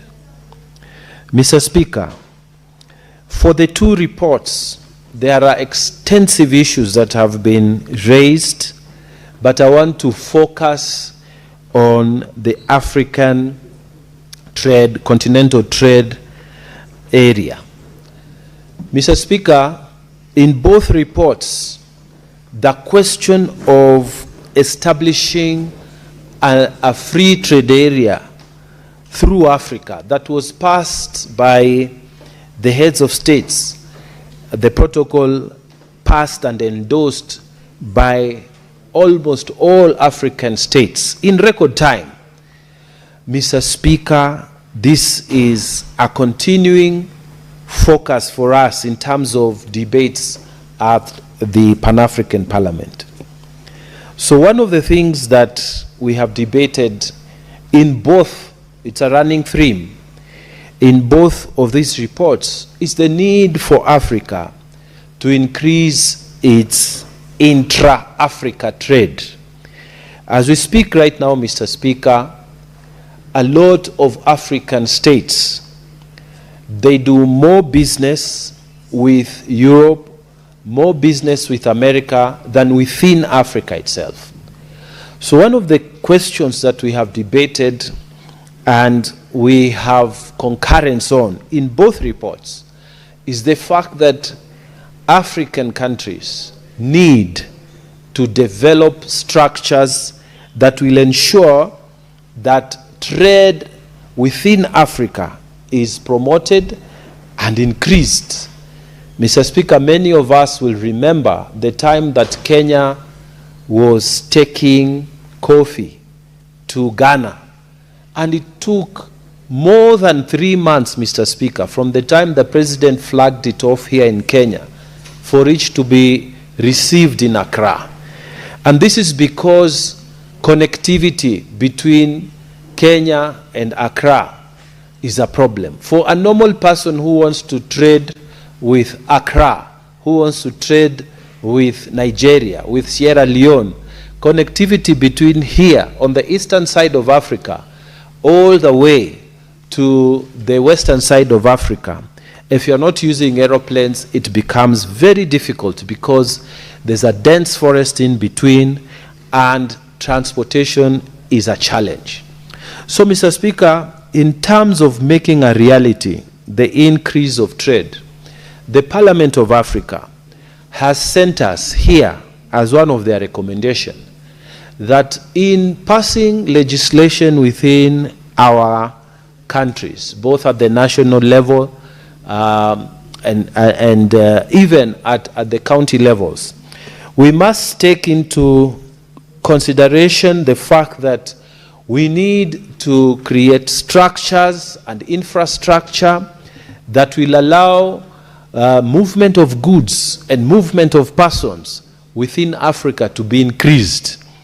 And we, as members of parliament, from the northern side to the southern side of Africa, to the eastern and western and central side, because we divide ourselves into those 5 caucuses, we have a concurrence on this, that when we come back home, one of the most critical things for us to do is to advance the fact that infrastructure for Kenya should be enhanced so that we can have connectivity with other African countries. And this will be done in this manner, Mr. Speaker. We appreciate what the government is doing right now in the Northern Corridor. We appreciate what the government is doing with the plan to create the connectivity and expand SGR all the way to Malaba. Because, Mr. Speaker, it will mean that people who are trading from Kenya, they can go efficiently to Uganda. And equally, Mr. Speaker, we have, as a nation, opened our skies so that African nations and African nationalities who come to Kenya, you do not have to, apply for visas before you come to Nairobi. You come and you get your visa while you're here. We have made it easier, and Kenya is leading in this direction. So that in this country now, you have many, many people who are from different African nations living here and making a life in this country. So, Mr. Speaker, I just wanted to urge the Senate to note the contents of this report and take it with us, Mr. Speaker, that in the African Parliament, we want to increase trade, intra-Africa trade. We want trade to flourish, and we want that when we are passing legislation, we have the Africanness within us to make sure connectivity is possible from one state to another and to increase the amount of trade within Africa. Mr. Speaker, with those many remarks, I beg to move, and I would ask the Honorable Senator Cherarki to second this motion. Thank you, Mr. Speaker. Senator Cherarki.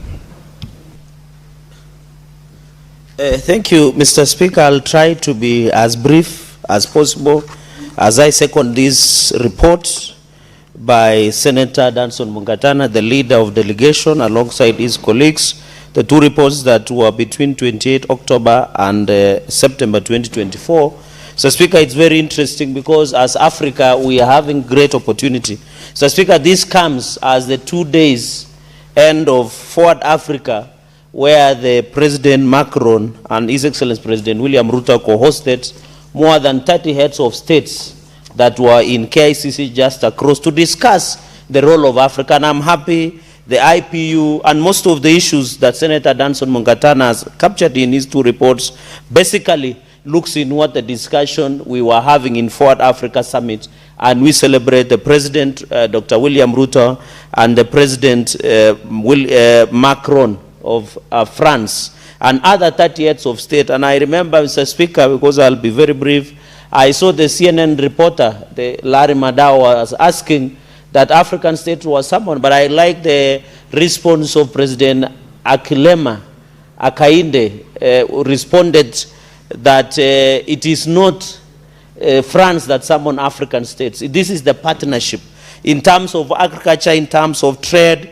in terms of good governance, in terms of peace, security, and stability, in terms of cooperation and development, Mr. Speaker. And I agree with Senator Mungatana when he says we need to improve on trade between African states. And that is why he said it takes 3 months to travel here to Ghana. Yet when we are traveling to London or America, it's within 24 hours, Mr. Speaker. So I want to celebrate the IPU, Parliamentary African Parliament, for this wonderful report. It is, we noted, Mr. Speaker, and improve even cooperation among regional economic communities, Mr. Speaker. So as a country, I think Kenya is now well positioned in terms of local trade and international trade, Mr. Speaker. And as Kenyans, we must come together. It's about the country, Mr. Speaker. And I miss Baba Raila Amolo Odinga, Mr. Speaker, in conclusion, that whenever, even despite that he was an opposition leader, when the issues of international concern came, Mr. Speaker, sir, Baba Raila Amolo Odinga would show up and be part of the conversation about the country, Kenya. It is tragic that the current crop of opposition leaders, led by the impeached Deputy President, Mr. Speaker, yesterday tried to demean the international conference, to reduce it to village matters, Mr. Speaker. And for us who understand him, you know, his thinking cannot go beyond village mentality. And that is why he thinks around Wamunyoro only. He is suffering from what we call villagitis syndrome, Mr. Speaker. Because yesterday, he demeaned the status of Kenya, discussing about issues when United Nations Secretary General Guterres is in the country. We are discussing about the stability of Horn of Africa. We are discussing about trade, Mr. Speaker. But this limitation of village mentality, Mr. Speaker, has made him to think that everything revolves around his village somewhere in Wamunyoro. In fact, not internet. I don't know whether he knows where Garissa is, Mr. Speaker, or any other part of this, but they must be called out, Mr. Speaker. I was even surprised that he didn't even attend a side event of even addressing, Mr. Speaker, the embassy staff, let alone a diplomat. He could not meet even an embassy staff, Mr. Speaker. So, Mr. Speaker, he should have even met an embassy staff, even on the sideline, Mr. Speaker. Mr. Speaker, with those many remarks, I just wanted to inform you that we shall extend the sitting so that we can conclude with this motion. Okay. Proceed. Thank you, Mr. Speaker. Mr. Speaker, I was just bringing the point home and hot by saying even as an opposition leader, for the last 2 years, he has not met even one embassy staff, let alone a diplomat, Mr. Speaker. How do you want to be a leader of a country if you don't know how international relations operate? And therefore, I hope Senator Mungatana will find time and engage some of his opposition leaders who don't know what their role is, Mr. Speaker. And we respect the president. If we have differences at the local level, that one can be handled issues of politicals, Mr. Speaker. But when it comes to the international fora, we must sit as a country.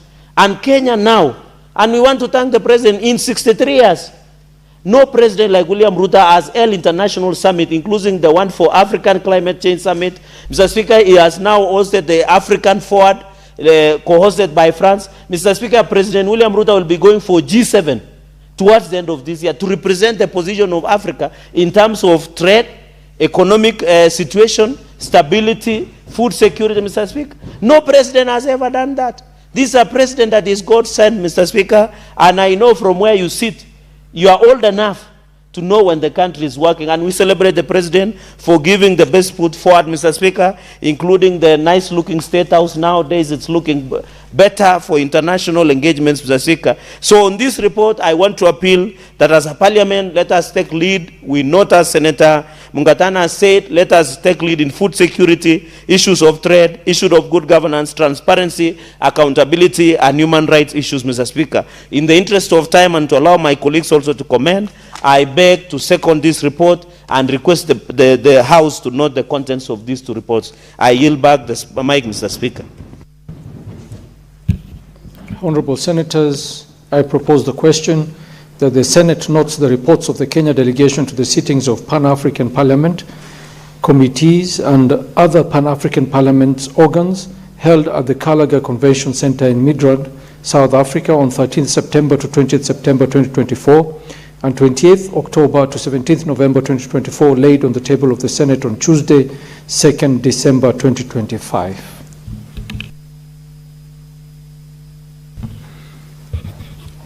It is time to debate. Senator Kamar. Thank you very much, Mr. Speaker, for giving me the opportunity. May I start by thanking our leader of delegation to the Pan-African Parliament, the Honorable Senator Dr. Mungatana, Mr. Speaker, I want to thank him for the very detailed report that he has given. I just want to add one thing in 2 minutes, Mr. Speaker, if you allow, and that is on the energy insecurity in Africa. That was one of the major topics when we had the committee sessions in September 2024, as reported in this. Energy insecurity in Africa has caused a lot of problems because industrialization cannot proceed. I bring this and actually request members even to read the full report because it's going to enrich their own knowledge about what is going on in the Pan-African Parliament and the importance of the Pan-African Parliament. Some members may not really know as much, and this is the only way we can let them know through these reports, and I really want to urge them to read. In the sector of energy insecurity, Mr. Speaker, we had a very detailed report on the importance and the fact that legislation has to be improved at the national level, and we should be doing that even in this House to make sure that legislation frameworks are put in place to make sure that we are energy secure as a continent. I want to congratulate the success of the African Forward Summit that just ended the other day. Congratulate the President and the team and his colleague from France for coming up with one solution that might actually be the deal breaker as far as Kenya is concerned on the energy sector. The nuclear energy. Nuclear energy has been discussed and it has been demonized by many industrialized nations while they're using. But we were very grateful to listen to the President of France, who uses nuclear energy 90% or over 90% in France, to say that they are ready to do technology transfer and they are ready to go into collaboration with this country. If that collaboration is done, Mr. Speaker, it's going to be a game changer in the industrialization of this country. The price of energy will now come to almost the 10% that the President has been talking about. And I really believe that this is going to be the game changer. If we can move towards that, we know that we have scientists who can be able to handle that. We know that we do not have the technology as it is in the West, but with the promise of a nation as strong as France, we can actually have a very secure nuclear energy plant, and that will change not only the energy in costing in Kenya, and not even in the East African region, but in the continent, because that will be the arrival of nuclear energy in the continent of Africa, which we look forward to. Mr. Speaker, I want to thank you for the opportunity, and with that, I again reiterate that this report that has been presented by the Honorable Senator Mungatana is so detailed that members of this House should read, and I commend it to them that they may be able to get a bit of information about what is going on. I thank you, Mr. Speaker, and I support. Mufo, you can reply.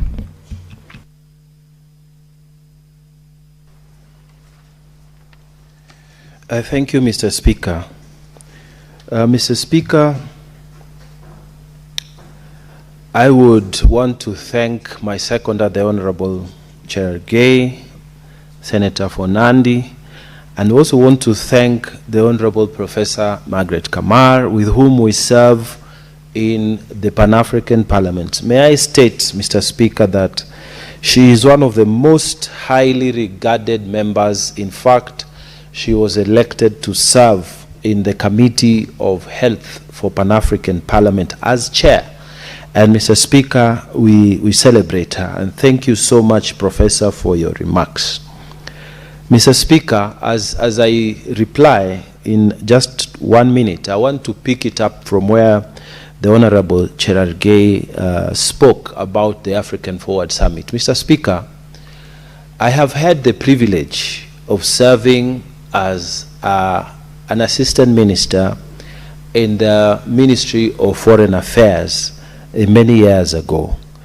And Mr. Speaker, when we served in that ministry, the question of protocol is a very important question, and how we address and deal with members of other states is well settled in the Vienna Protocol.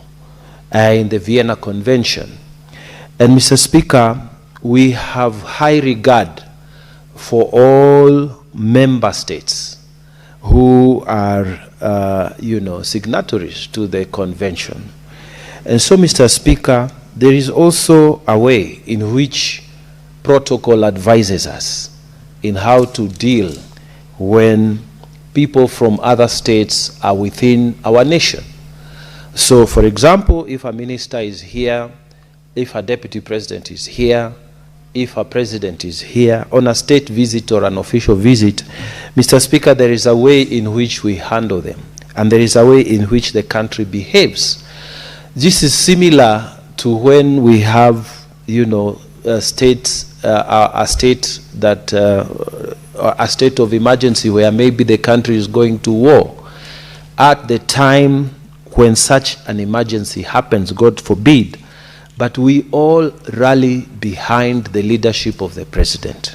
If a head of state is here, we all rally behind the leadership of the president, because the president is our one single voice when we are dealing with foreign affairs.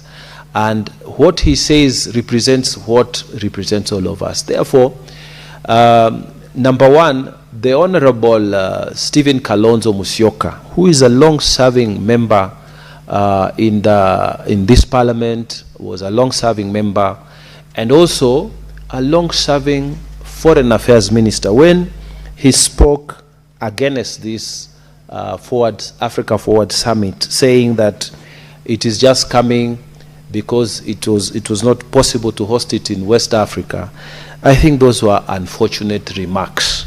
But even worse was when the impeached former deputy president took to a press conference and tried to make it look like our country is not even democratic and should not be hosting this, and brought in other extraneous matters that have nothing to do with African Forward Summit.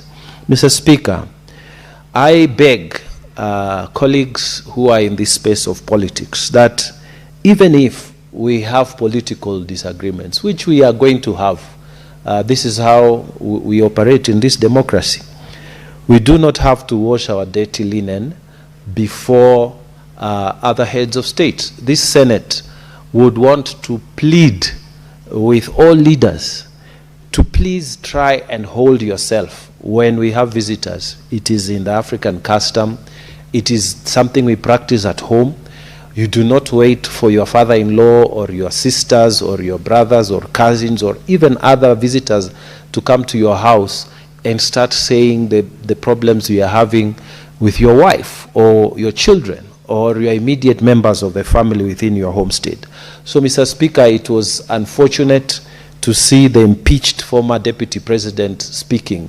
There's a way of looking for relevance, but sometimes I think you overdo it and you start looking like it is not a good thing for this nation. And I'm thanking colleagues from this side of the government, because none of them has really gone after him. And let's just ignore him, because I think Jesus Christ, when he was hanging on the cross, he said, "Forgive them, Father, for they do not know what they are doing." So, same case, sometimes you forgive this man because he may not be knowing what he's doing. So, Mr. Speaker, with those many remarks, I want to say I beg to reply and request you, Mr. Speaker, to defer the putting of the question to a later date pursuant to Standing Order number 66, Sub-Order 3. Thank you, Mr. Speaker. The putting of the question has been deferred.